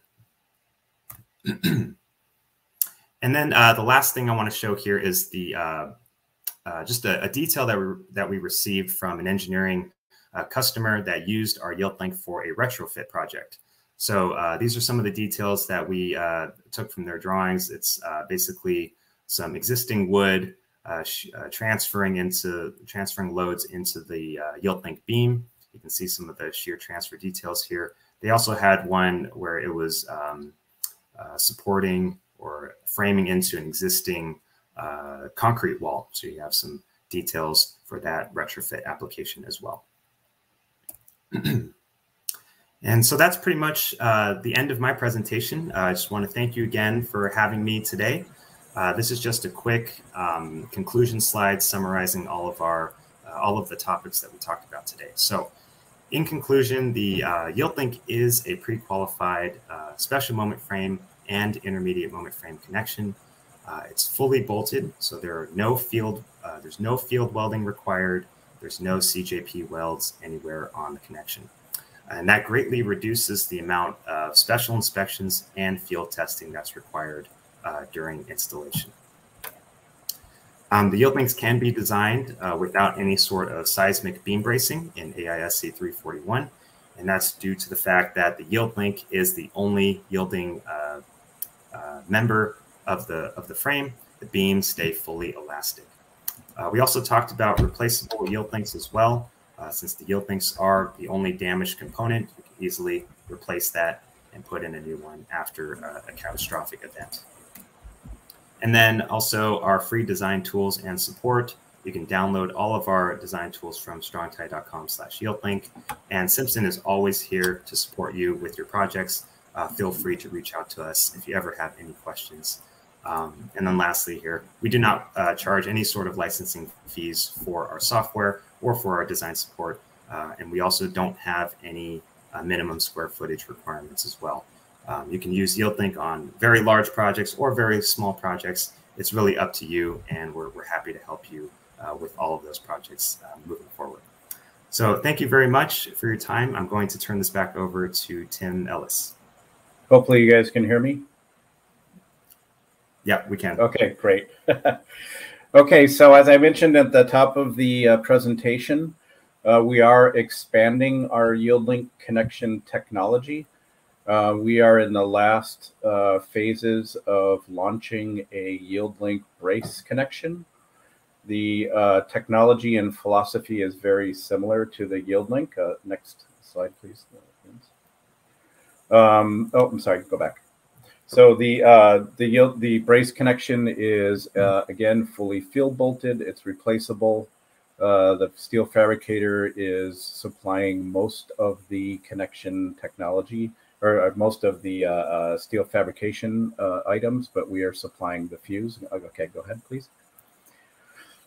We are code listed in ICCES, so that's code agency in the United States that evaluates these types of connections. AISC does not have a pre-qualification system for a braced frame connection yet. That is something they're discussing at this time in committee, but we are fully approved under ICCES, and we're enhancing the existing connection right now to capture higher loads. But this braced frame connection is good for in a high seismic zone to about 6 stories or so. The next, please. How we achieve higher loads is each one of those fuse plates is progressively stacked, like a wedding cake, if you will, to achieve higher loads. And as the load requirement is increased, we just simply add more of those plates and longer bolts, and those go on each end of the brace hot rolled W shape, and very simple to install. Again, all we are supplying here is the fuse itself. I can't show very detailed pictures of the fuse at this time, but this technology will be on the market here shortly. Next slide, please. So the features and benefits are very similar. It's a fully field bolted connection. It's got replaceable fuses, very easy to assemble. It's great for retrofits since it's not a buckling restrained brace frame. The length of the brace is not restrained. We're actually taking that buckling restrained brace frame technology and we're putting it into the brace fuse itself. So if you're retrofitting, you can actually do the brace element in 2 pieces, bring it up in a freight elevator, if you will, and do a very easy retrofit of an existing structure. It's much less expensive than a BRBF in a couple ways. One is that BRBFs are typically made to order, where this can just be easily fabricated by a steel fabricator, and then simply applying our fuse plates. In addition, BRBFs are solely or mostly drift limited. And so when you get into the higher loads in a smaller structure, you have to increase the size of the BRBF, which increases cost quite a bit in the connections of the beams and columns that are receiving the brace. Because we can fine tune this very easily within our connection, it reduces the overall steel weight of the surrounding supporting structure in the lateral system. So we're seeing actually 60 to 70% reduction in the weight of the brace frame system when our Yield-Link brace connection is utilized. Next. So that will be available in July of this year in North America. We are happy to also, expand this connection into Asia and other parts around the world. We do have a global model to deploy this technology. A couple other things that we have coming is a replaceable steel column base connection, very similar to our Yield-Link moment connection, but in a vertical application. One of the things we think is overlooked in steel design is how the base connection responds in a high seismic or wind event, and how do you go in and repair that. So we do have a patented solution for that that we're in product development on now, and that will be deployed in 2023. And then we also have a shallow composite floor system. It's a gravity beam system that's not part of the lateral system, but it's reduces your floor depth in steel construction, and also reduces a lot of the work that goes into composite action, and that's kind of top secret, but putting it out there that's something that's coming down the road, but that won't be deployed until 2024. So my point of this slide is we're not just stopping with the Yield-Link moment connection. We are putting a lot of effort as a company behind structural steel solutions that are easily installed and bolted, and we will be continuing to develop this market, and we're very excited to deploy this technology globally. Next. We also do have some licensing opportunities available.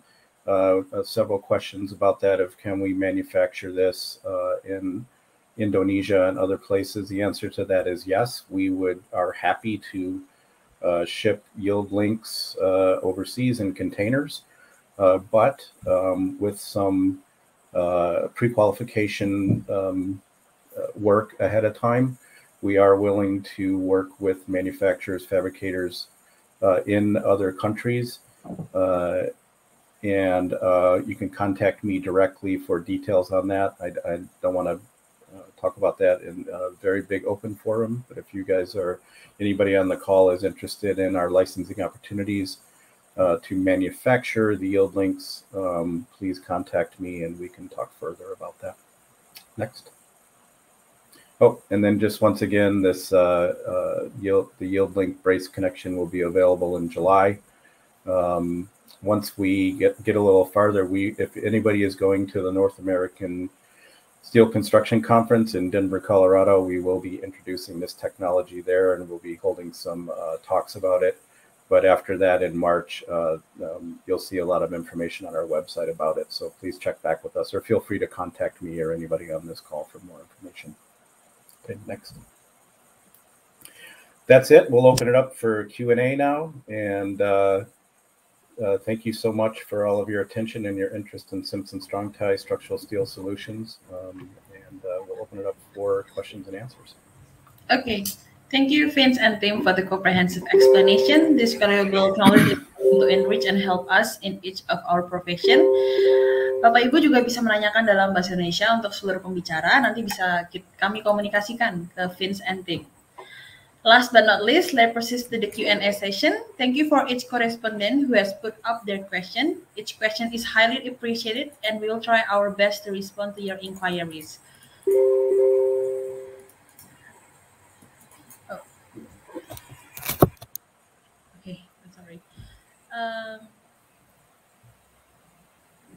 Bisa di share screen questionnya.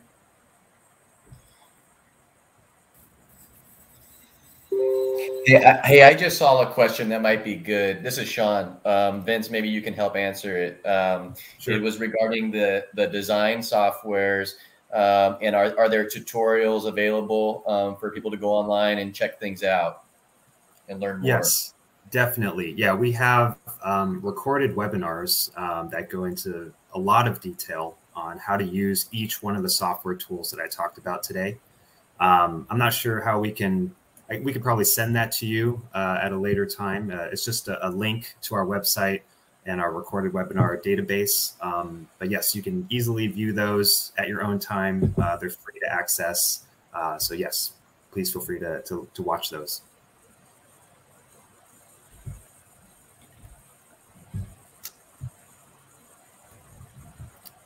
How should we? You want to just pick some questions and then we'll answer, and then whatever we can't get to in the time allotted here, we'll answer everything in writing and send that so that can be published to the group.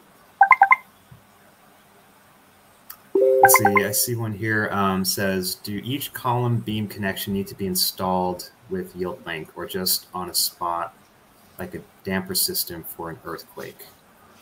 Okay. Let me see. Okay, there is several questions that we posted. First, from Bala Arizalu for Bapak Suradjin. Do you think there is a handbook or book that discusses the 4 codes SNE? Because as far as I know, and what was taught in university, only based on SNE 1729. Pak Suradjin? Ya, baik. Sebetulnya kita bisa mengacu semuanya kepada AISC ya, kepada AISC. Tentunya banyak sekali buku-buku yang mengacu ke sana ya. Bisa juga dari Alan, terus kemudian bisa dari Vanella, terus kemudian dari Seop, juga banyak sekali Pak, banyak sekali. Oke, jadi membahas empat SNI itulah salah satu kalau boleh dibilang benefit ya yang kita perjuangkan ya, Pak Joni Simanta perjuangkan bahwa kita mengadop secara identik. Jadi apa-apanya semua bisa mudah didukung ya, mudah didukung. Semua textbook bisa dipakai, Pak. Oke, terima kasih. Oke, terima kasih Pak. For the next question, untuk Pak Suradjin lagi, is there a limitation on the number of floors for this connection? Ya, semula kalau yang mengikuti ini yang AISC 358 atau SNI 7972 itu dibatasi masih sampai profil 410 ya buat balok. Jadi dengan demikian jumlah lantainya masih terbatas. Tapi tentunya mereka berkembang dengan pesat ya, dengan pesat. Tadi Bapak bisa lihat yang waktu mereka lakukan tes itu pakai profil W36 ya, itu 90 cm Pak. W36 itu 90 cm. Dan bisa terlihat bahwa memang mereka sekarang sudah bisa tentunya lebih tinggi dan lebih tinggi lagi. Ya, kalau dari foto-foto mereka tadi memang proyek sekitar 4 lantaian, tapi kalau lihat dari tadi dengan modul tesnya mereka tentunya makin lama makin bisa tinggi ya Pak ya. Terima kasih. It's for fins. Yeah. Yeah, for fins. Is it possible the Yield-Link fabricated in Indonesia under your supervision? Second, what about the patent issue? Do we have to pay for the patent? And third, could you give example for cost comparison between using conventional spatial moment resisting frame and Simpson Strong-Tie? Yeah, maybe I'll let Tim answer the first two. Yeah, so we have developed a licensing program, especially with the challenges lately with supply chain. It's very disruptive right now with COVID. So we do charge for the use of the patent, and that is based on per kit. Those costs can be, if you contact me directly, I will transmit those costs to you. But it really translates to the same cost as if you would buy the connection from us, with the shipping included. So there's not really an upcharge for the use of the patent. It's just that we are required under AISC to charge the licensing fee, and we do charge for the use of the product. Before we could do that, we would have to go through some quality control checks of the facility that is fabricating to make sure that it meets the Simpson Strong-Tie standards and also the AISC requirements. And we can do that pretty easily. It's a couple months of work, but we do have pretty comprehensive licensing program that we can share with the people that are interested. And I'll let you do number 3, Vince. Yeah, cost comparison for between conventional special moment frames and the strong frame or Yield-Link. So yeah, the cost is very competitive for Yield-Link frames versus a conventional moment frame, since when you're using Yield-Link, the beams and columns are still exactly the same as what a steel fabricator would use. They're only purchasing the connection. And by using Yield-Link, they save a lot of time in construction. There's no welding, there's no field testing, and you greatly reduce the amount of special inspections that you need. So the cost of the Yield-Link connection is roughly equivalent to a conventional moment frame connection when you factor in the time and inspections and testing. So roughly equal, I would say.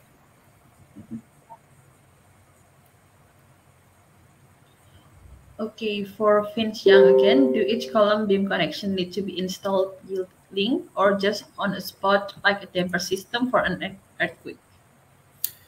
Yes, so the Yield-Link is only for the moment resisting frames. So if you have just a gravity carrying frame that isn't designed to resist lateral forces, you don't have to use Yield-Link for those. You just have to put it on your moment resisting frames for your earthquake loads.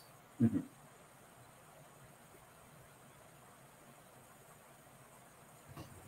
Has it ever May I add something, Vince? Sure. Please excuse me. Jadi gini Pak, tadi ada sedikit perbedaan approach antara desain frame di Indonesia dengan di Amerika, ya. Kalau di Amerika karena biaya labor itu sangat tinggi, jadi mereka membatasi jumlah frame moment resisting frame-nya. Yang lain adalah cuma simply connected ya, jadi dengan shear plate saja. Jadi bisa kita asumsikan itu sambungan sendi gitu ya. Hanya katakan portal-portal yang di tepi yang dijadikan lateral resisting system ya. Jawabnya tadi ya, kita pasang Yield-Link ini adalah di yang menahan momen, Bapak.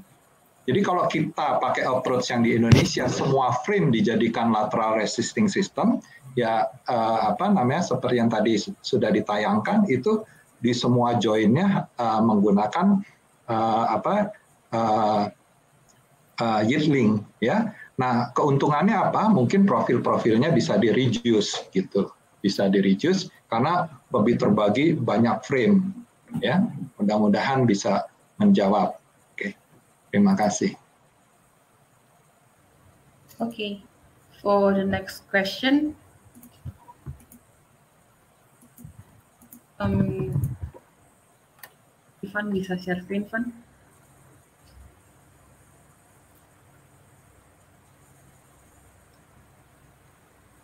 Okay, for Suradjin, has it ever been applied to the bridge truss structure? We have not done any bridge design yet, but the Yield-Link moment connection can be used for any beam column moment connection interface. Ya, jadi sedikit berbeda ya approach-nya antara gedung dengan jembatan ya. Tentunya ini sampai saat ini masih fokus untuk gedung dulu Pak, dan untuk moment resisting frame ya. Jembatan belum ya. Oke. Terima kasih. Ya, terima kasih. And are there an example project in Indonesia using this connection?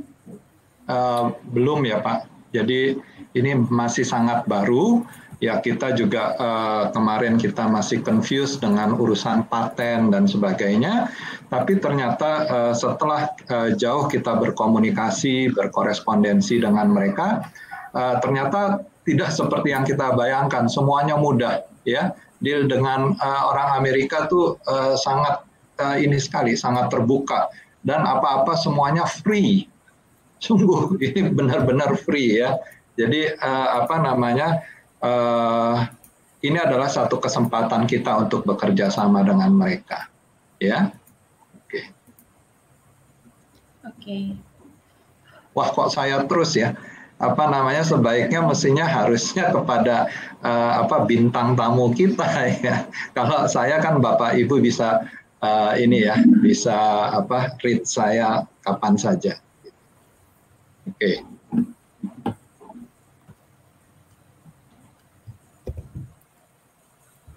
Ada lagi yang lain bisa ditayangkan, tolong.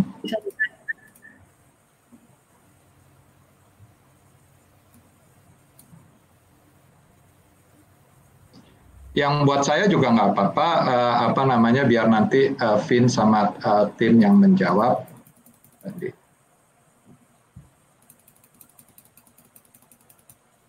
It's for Fins. Yeah, so is this kind of joint can be used in the long span beam, like on the industrial building? Yes, definitely. Every project is different. So depending on beam sizes, currently we only are approved to be used up to W36 by beams and columns. That's the maximum depth so far. But if you're within that, the Yield-Link doesn't have any restrictions as long as it works for your design.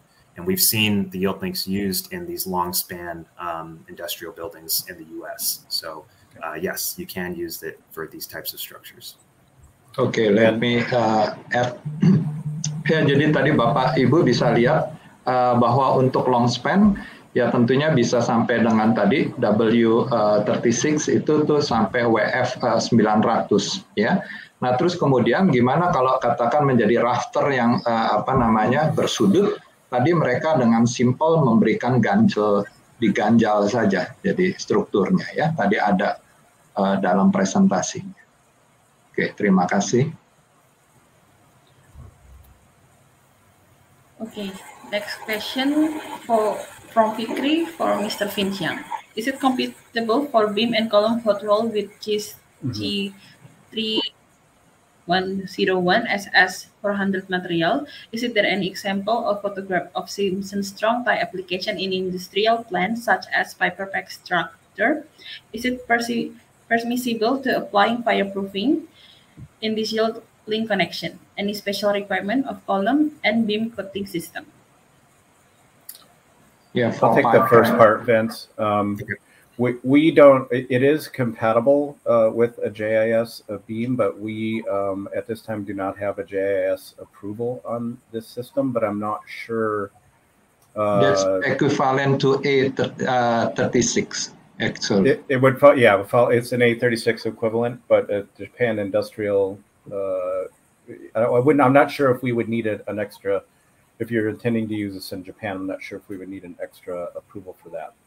If it's part of a system, maybe not. But yes, it is applicable to industrial plants, and fireproofing would have to be applied after the system was installed. It can't be applied to the component itself and then installed. It has to be installed after it's all put together.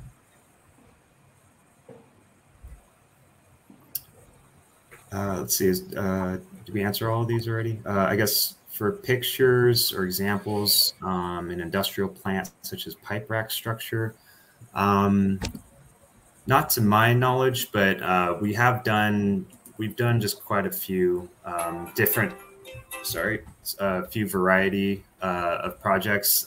Some of them are, warehouses and industrial type buildings. I don't know if we have one exactly like a pipe rack structure, but it could be used for something like that, yes.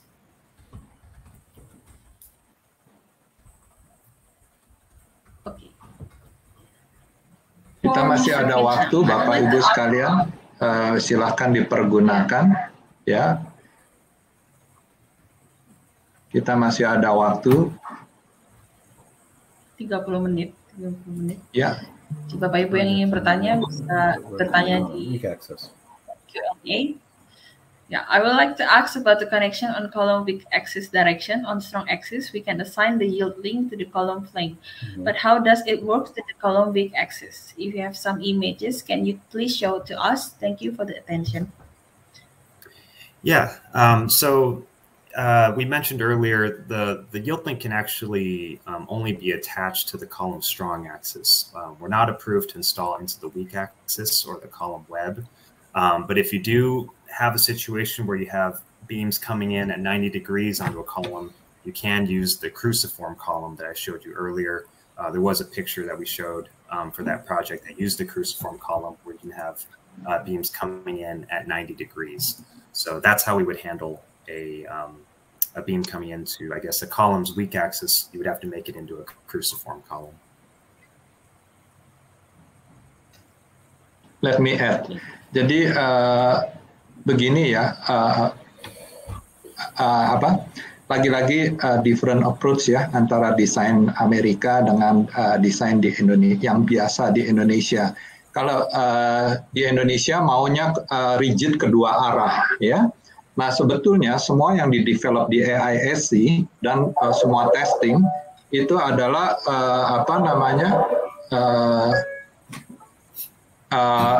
di strong axis semuanya, di strong axis. Jadi untuk weak axis itu biasanya simply connection, ya. Tapi kalau manakala mau kedua arah ini diusulkan menggunakan king cross ya. Crucified itu bahasa di Indonesianya adalah king cross, ya. Nah banyak yang bertanya juga kalau king crossnya sebagian bagaimana? Lagi-lagi mereka pasti akan menjawab nggak ada approvalnya, nggak ada testingnya seperti itu. Jadi di weak axis sebaiknya tidak ya. Kalau memang mau ada di weak axis harus menggunakan crucified atau king cross ya. Semoga menjawab. Terima kasih. Oke, bisa dimunculkan kembali share screen-nya untuk pertanyaan selanjutnya.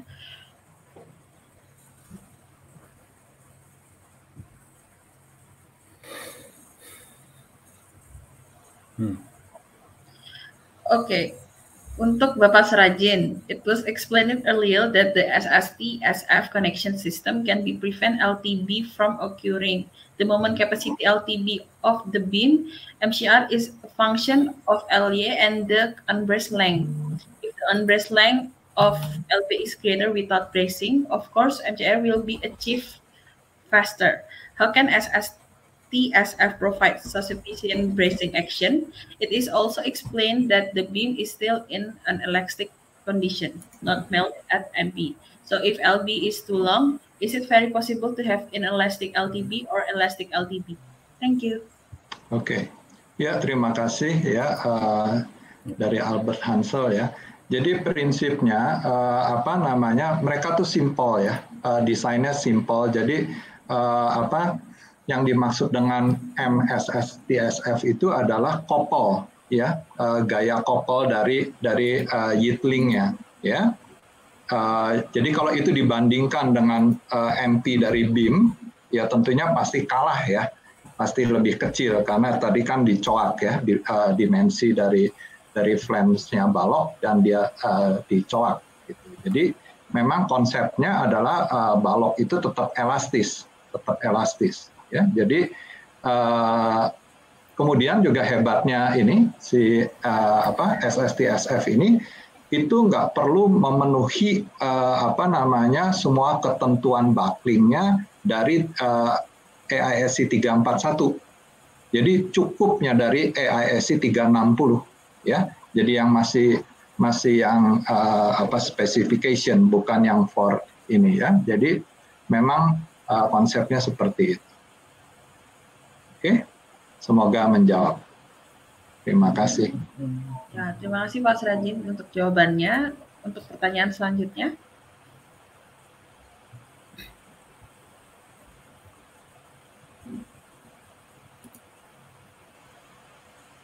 Oh, next question.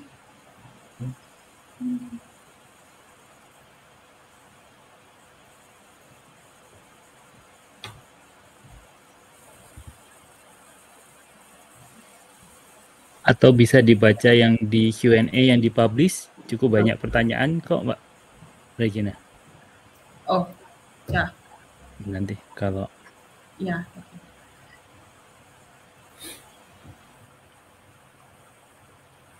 Ya betul, memang banyak pertanyaan dan semua banyak kan sudah dijawab ya. Jadi bisa dibacakan dari situ dan jawabannya apa ya, biar semua peserta bisa mendengarkan, karena ada juga yang konsentrasi tadi ke presentasinya, jadi mungkin nggak membaca jawaban tersebut ya. Jadi William sama ini tolong coba diambil dan bisa di display ya. Oke. Yang tadi bisa dimunculin dulu nggak? Tadi banyak itu dari Pak Anin ya, bagus-bagus pertanyaannya. Ya. Sebetulnya sudah hampir semua dijawab. Jadi mereka juga luar biasa ya, luar biasa. Jadi mereka juga bahu-membahu, yang tadi satu presentasi, satu menjawab ya, dan di belakang ada backup Daniel Bartlett ya. Nah itu mereka juga menjawab. Oke, silakan.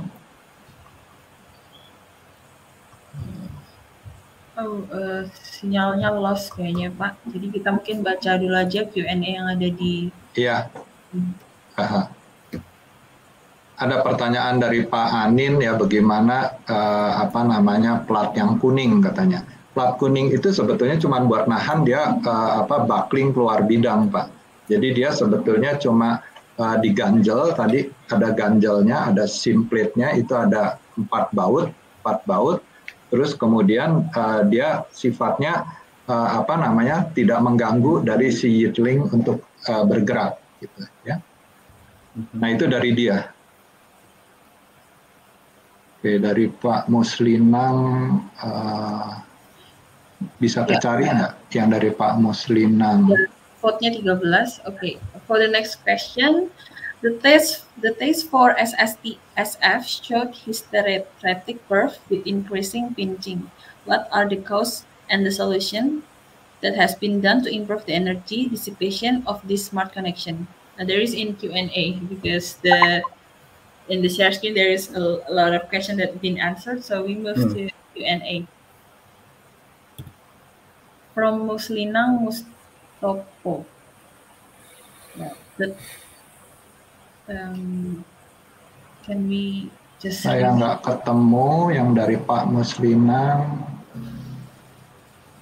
Yang dari Pak Muslinang saya nggak ketemu. Paling atas, Pak. The test of SSTP. Maybe I can share screen.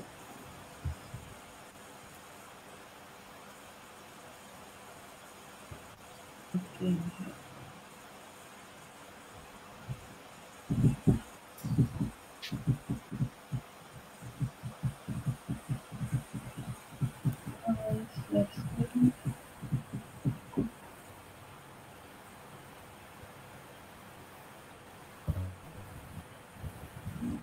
Tidak ada ya Pak pembatasan mengenai minimum. Kita dari tes mereka itu biasanya menggunakan, kalau di Amerika mereka semua sudah pakai A992 ya.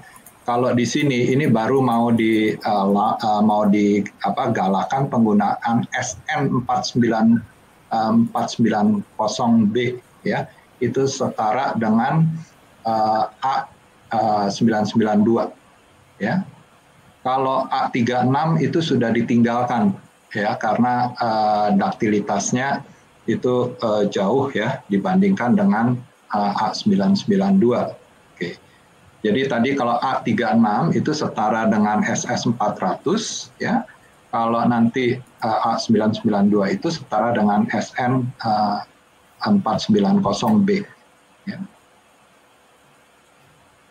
Yeah, from Muslinang Mustopo, the test for SSTSF showed hysteric curve with increasing pinching. What are the cause and the solution to improve the energy dissipation of the smart connection?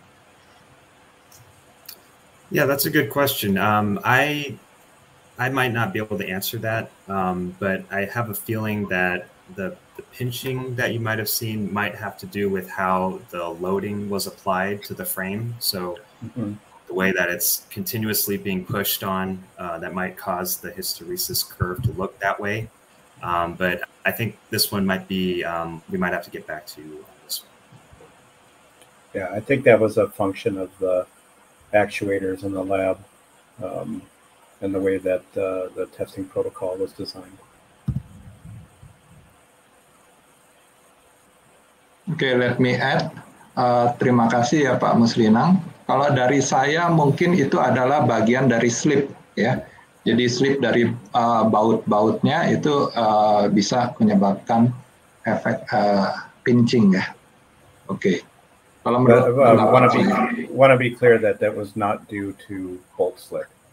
There's no bolt slip. There's no bolt slip in our system.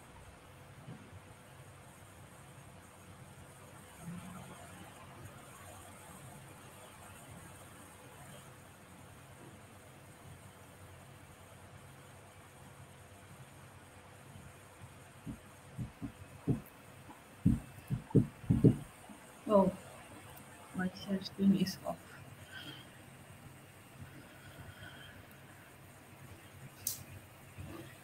Okay, from Bapak Anin for Mr. Finsiang, looking the connection detail, then it is very critical the weld quality in connection between vertical and horizontal plate. Ini pertanyaannya apa ya, Will? Yeah, so we answered that in chat. There is no weld at that vertical and horizontal interface of the link is actually just the K region of a hot rolled shape.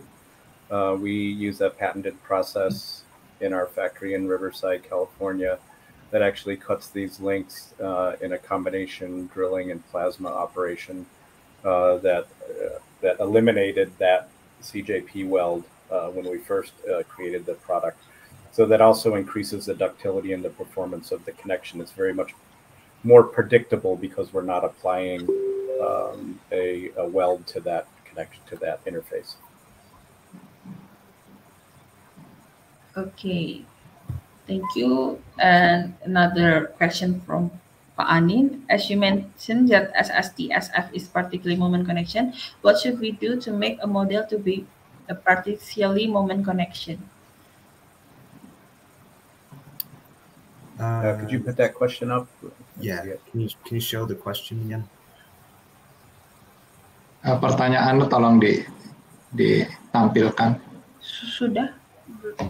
Not show yet, okay. Bukan yang tadi kamu bacain. Oh, yang ini kah, Pak? Ya Pak, ini sudah kelihatan belum Pak yang saya bacain? Oke. Vince, jangan ditutup dulu sebelum dijawab dong.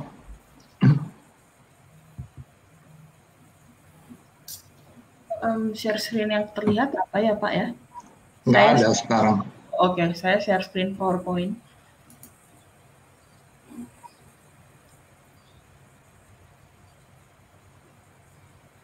Ya, ini tadi pertanyaan yang saya bacakan, as it been shown. Belum keluar.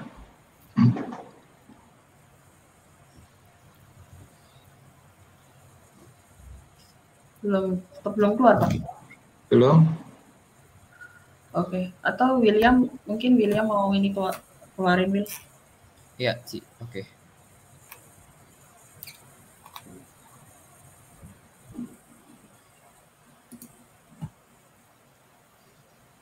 Apakah sudah terlihat, Ci? Belum.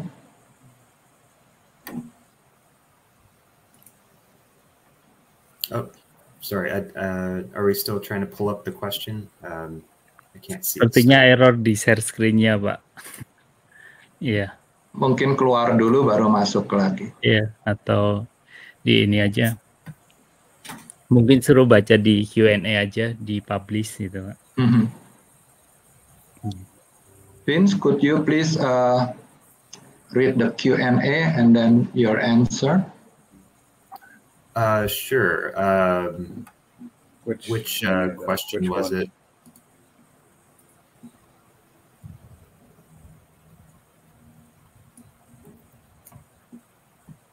Do we know which question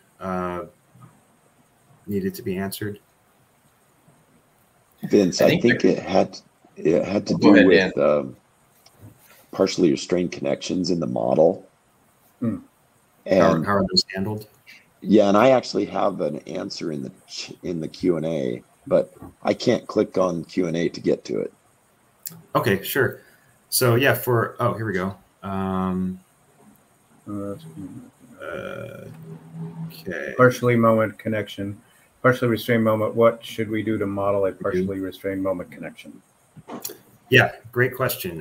So our software tool does this for you automatically. So you don't need to worry about it. Basically, once you select your beam size and your yield link size, the software will take into account those sizes and generate that rotational stiffness factor automatically, and it'll use it for the analysis and design in the software. So it will calculate it automatically for you, and it'll tell you what that factor is in the software if you want to know what it is. But you will not need to do that on your own by hand or anything. Just use the software to do that.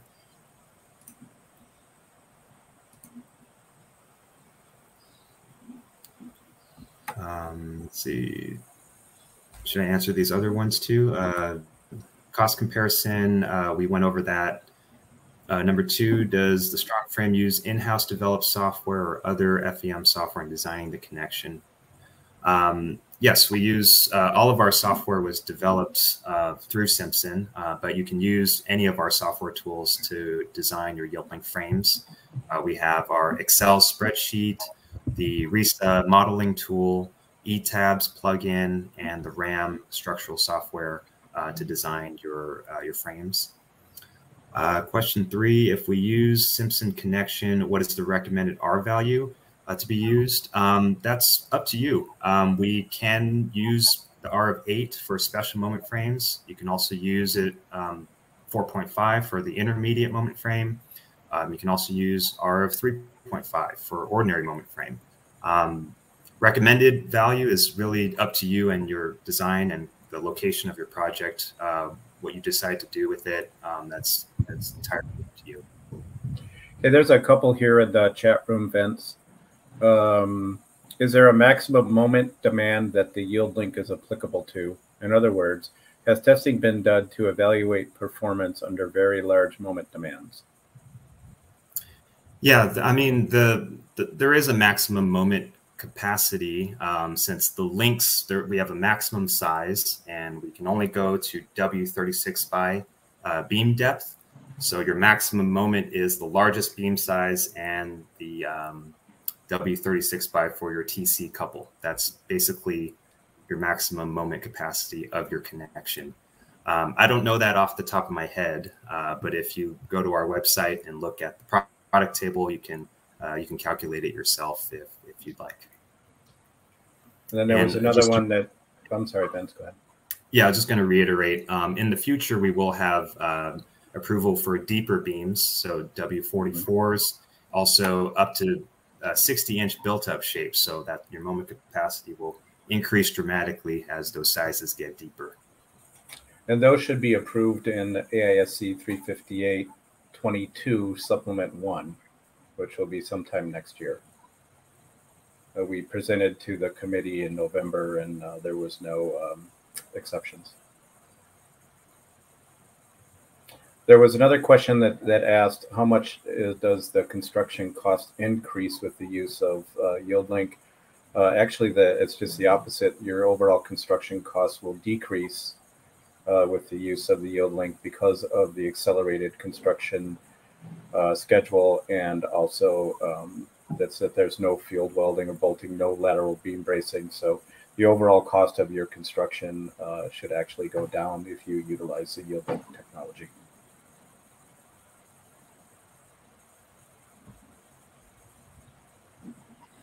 Is there any question left? Maybe we can start. Let me look here. Itu yang dari Pak Heru Setiadi. How is the relation between the slab deck and Yield-Link moment? Is there damage caused by the strong winds? Okay, here's one, Vince.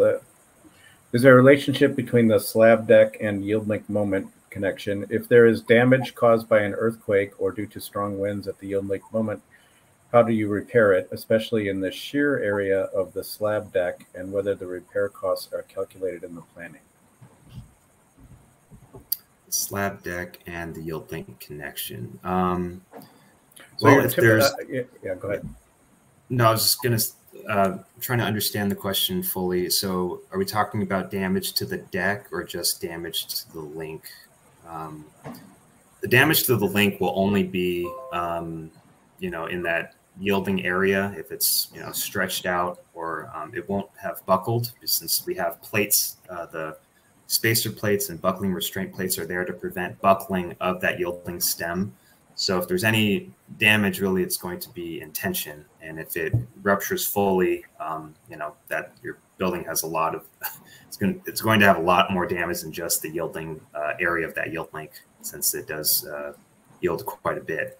And we're not transferring any shear forces from the floor diaphragm into the yield link either. That's going to go into the beam. The yield link is actually isolated from the deck by, we want that to be isolated. So keeping that purely a moment action. But if there is damage to the link due to a large event, the repair is only isolated to replacing the link. There should be no damage to beams or columns directly attributable to the link. Okay, there is a question for Mr. Vince that been replied by Daniel, but he asks again, Pak Heru Setiadi. He asks, if we use this as STF, is it still necessary to design the beam to resist the seismic load or gravity only? Since in the seismic max moment at joint, and this case will be resisted by STF, isn't it? Second question, if we want to fabricate this yield link what and where the requirement to be considered should be referred. Yeah, so for the first question, oh, yeah, go ahead. No, and then after that, Daniel Bartlett answered, the beam will be designed for gravity load and axial lateral load and out of plane lateral loading. The moment couple transfer to the column occurs through the yield link connection. Fabrication of the AEL is currently done by Simpson in the United States license through all fabricator can be discussed. And then he asks again, so the beam is not necessary to be designed with combination of seismic like that. From the presentation, it seems that material used at yield link part is normal material. But from your answer, it means that this system is registered from intellectual patent. Am I right? Yes, the product is protected by intellectual patent. Yes. Okay. And then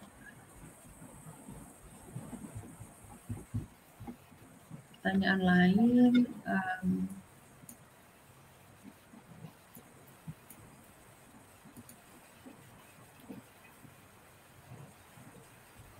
Ada yang bisa di-share screen? William, Ivan, Mary?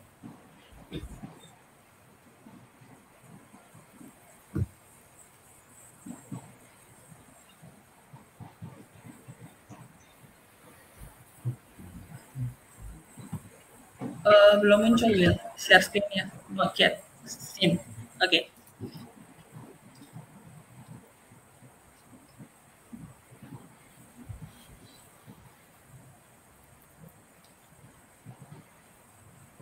Still loading.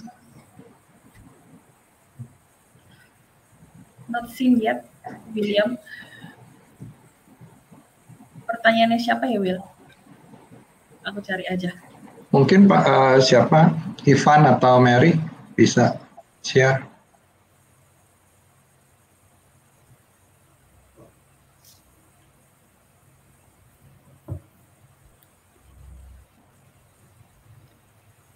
Okay, for Mr. Vince Young and Tim Ellis, how is the behavior of the column panel zone if using this smart connection? Should we attach double plater on the column web to prevent the web from overstressing? Second, is it applicable for the subsea structures? Third, it may be the size of beam is slightly lighter when using Simpson Strong-Tie frame since the column joint is partially restrained. Is it correct? Yeah, so the first question, the panel zone. So the behavior of the column panel zone is exactly the same as any other, like your traditional conventional moment frame. You design your panel zone in accordance with AISC, either 360 or 41. So yes, you can add doubler plates to the column web to prevent overstressing. You can also add the stiffener plates that I mentioned to reinforce the column flange. One thing to note is that for the Yield-Link frame, the panel zone plates, so if you have doubler plates or stiffener plates, those only need to be attached with fillet welds. They do not need to be CJP welded. So in a traditional frame, you do have to have CJP welds for the doubler plates and stiffener plates. For our connection, they just have to be regular fillet welds if you have them. Number two, is it applicable for subsea structures?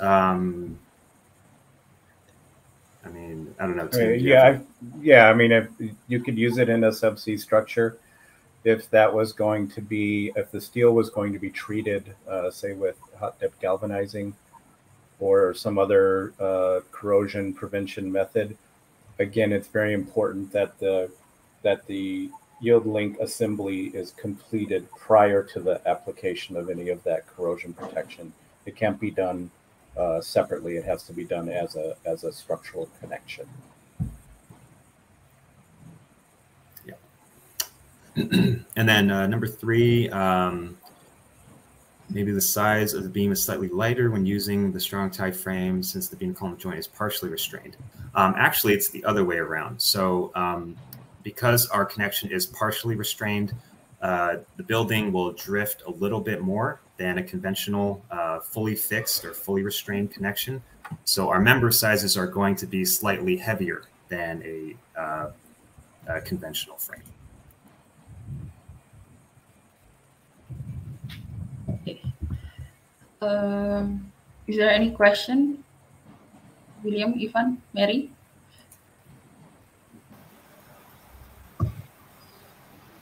Or maybe we can see in the Q&A. Let's see.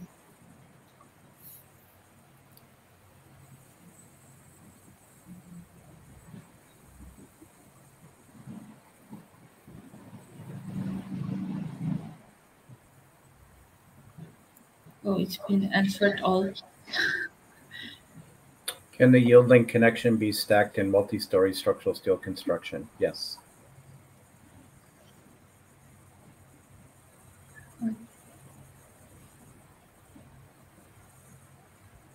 Oh, from Daniel Rumbi Teruna. Could you give example for cost comparison between using conventional special moment resisting frame and Simpson Strong? Yeah, I think we covered that one earlier, but basically the cost is very competitive. It's roughly equal. When you factor in on a traditional moment frame, you have all of the welding, the field testing and inspections, all of the cost associated with a conventional frame, including all of the welding and testing, is factored into the price of a Yield-Link connection. And with the Yield-Link connection, it's fully bolted. You install it in minutes, so you save a lot of time in the field. And so the cost is roughly equivalent to a conventional frame. From Roni Hasudungan Purba, is there any record of Yield-Link performance during real event of earthquakes? Maybe not with Yield-Link, since it is one of our newer products and we haven't had a catastrophe happen yet with the Yield-Link building, but the Strong frame has been around for over a decade and or almost a decade, I guess. And there have been cases where the Strong frames have had to be fixed, replacing the connections. And the Strong frame is basically the same product as the Yield-Link, so it works in the same way. Okay, thank you. Another question for Pak Suradjin from Hamdani. How is the relationship between the slab deck and the Yield-Link moment? If there is a damage caused by an earthquake or due to strong wind at the Yield-Link moment, how to repair it, especially in the shared area of the slab deck, and whether the repair costs are calculated in the planning? Thank you. Oke, ya terima kasih. Ya untuk sementara slabnya harus dibongkar ya, harus dibongkar untuk mengganti yang bagian atas Yield-Linknya, dan kalau yang bagian bawah karena tidak ada halangan ya paling bongkar plafon saja Pak. Gitu. Oke. Dan tadi dia sudah berikan detail khusus ya. Tadi kalau yang dengan metal deck jadi ada penutupnya. Jadi dia buat meyakinkan si Yield-Linknya memang benar-benar bisa freely bergerak ya. Dan tadi tanpa pengurangan dari kekuatan slabnya. Oke. Okay, and this will be our last question from Jacobus Rante. Can the Yield-Link connection be stacked in multi-story structural steel construction? Yes. Yes, it can. Yeah, okay. No problem. Itu yang castellated dari Joshua Kenny dibacakan. Joshua. Sudah dijawab sih sama tim, jawabannya yes ya. Cuma itu catatan ya Pak Joshua. Jadi sebetulnya kalau castellated itu tidak diperuntukkan untuk cyclic ya. Untuk beban cyclic tidak direkomendasikan. Oke, jadi kalau sebagai secondary beam atau apa, bolehlah. Kita yang sering salah kaprah. Oke, sering salah kaprah menggunakan castellated sebagai penahan gaya lateral. Ya. Karena ingat kalau akibat gempa itu shear sepanjang balok itu adalah karena ini momen gempa itu sama semuanya. Jadi kalau ada reduksi dari castellated, ya tentunya kita harus yakinkan semuanya itu bisa tercover dari sisa webnya yang castellated itu, ya. Jadi sebetulnya tidak direkomendasikan. Kalau secara ininya sih pasti bisa, ya, karena prinsipnya memperhitungkan couple-nya saja. Oke, terima kasih. Okay. So there's one question here. It says, how's the prospect of this link type in the future? Will it be global? Yes, absolutely. We have a global distribution plan that this presentation is hopefully part of. And we are patented in several countries around the world. And Simpson Strong-Tie has a very robust international distribution network already. So we can get product anywhere in the world that it's desired. Oh, there's another question again from Joe Alexander. Is there two fins? Is there any specific detail requirement between concrete slab and beam frame with SSTF? I guess concrete slab. I showed the detail earlier. That was more of a concrete metal deck situation. Where we have the bent cover plate that slides over the yield link area to prevent the deck from interfering. Similarly, that would work with a concrete deck as well. You would have the cover plate slide over the yield link to prevent concrete from interfering with the yield link connection. Yeah. Okay. It's most important that there's no concrete between the link and the beam. So if for some reason concrete needed to be poured over the link, you would still need to protect that space between the link and the beam to allow the link to move.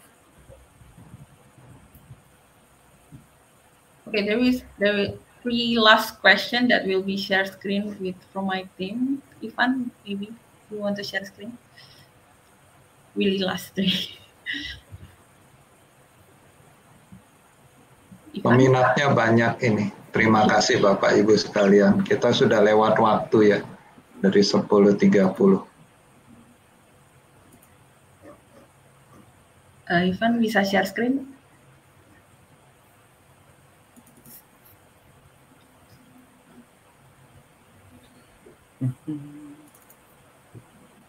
Okay, for Vince Young or Team Ellis, is there a maximum moment demand that the yield link is applicable to? In other words, has testing been done to evaluate performance under very large moment demands? Second, do you allow installation for hunch beam?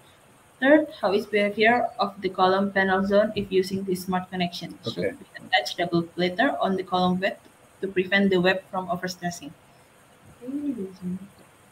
Yeah, so we covered two of these questions. The first one, maximum moment demand. Yes, there is a maximum demand. Well, there's a maximum moment capacity that the yield link has. It's basically our largest yield link and a 36-inch deep beam for the moment arm. Eventually, that will increase once we're pre-qualified for 44-inch beams and also the 60-inch built-up shapes. So yeah, that's answer to number one. Number two, do you allow installation for haunch beam? I guess I'm not familiar with what a haunch beam is. We do allow for installation of a sloped beam. You can slope a 1/2 inch per foot. But I'm not exactly sure what a haunch beam is. I don't know. Tim, do you know what that is? I'm not sure what that is. Okay. Haunch beam, that's non-prismatic. Oh, so tapered beam. Yes, tapered.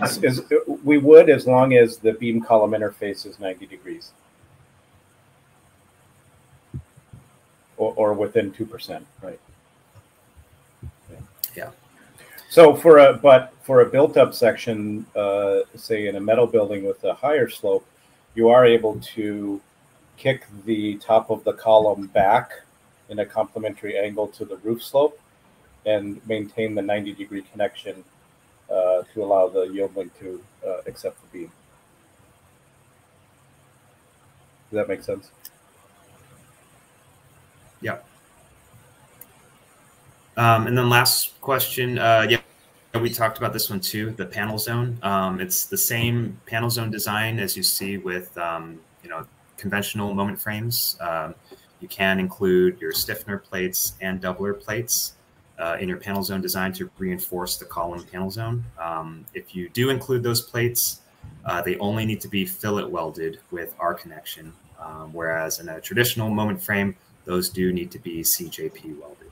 So ours is a little bit, ours is a lot easier to put together fabrication-wise if you are using those panel zone plates.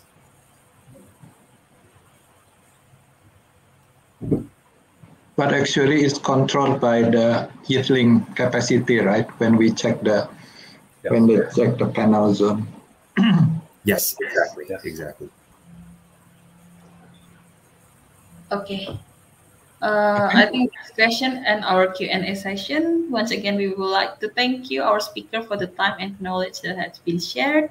Dan untuk para peserta, sebelum kita mengakhiri webinar hari ini, mohon para peserta mengisi feedback form yang akan di pop up ya sama Pak Budi. Ya, sudah di pop up. Bapak Ibu yang mengikuti webinar hari ini hingga selesai dan mengisi form feedback yang disediakan akan mendapatkan sertifikat. Jadi jangan lupa. Oke, tidak terasa kita sudah tiba di penghujung webinar. Sekali lagi terima kasih pembicara dan peserta yang sudah berpartisipasi. Semoga webinar hari ini bermanfaat. Dan have a nice weekend all. Yeah, thank you so much. Thank you very much. Thank you very much. Thank you, Vin. Okay, I'll see you then. Okay, Tim, Vince. Thank you for putting this together. Okay, thank you, Daniel. Thank you all. Izin live ya. Ya, makasih ya Pak Budi ya. Kami izin live ya Pak Budi ya. Oke. Terima kasih Bapak Ibu semuanya. Terima kasih Mbak Regina sudah membantu saya untuk memandu acara hari ini. Bapak juga bantuin kok. Bapak juga bantuin ya. Terima kasih ya Pak ya. Terima kasih Mbak Regina. Oke. Bagi teman-teman yang menginginkan e-sertifikat, silakan ini ya. Isi feedbacknya ya. Soalnya kalau tidak isi feedbacknya itu nanti tidak akan terkirim. Gitu ya. Sertifikatnya.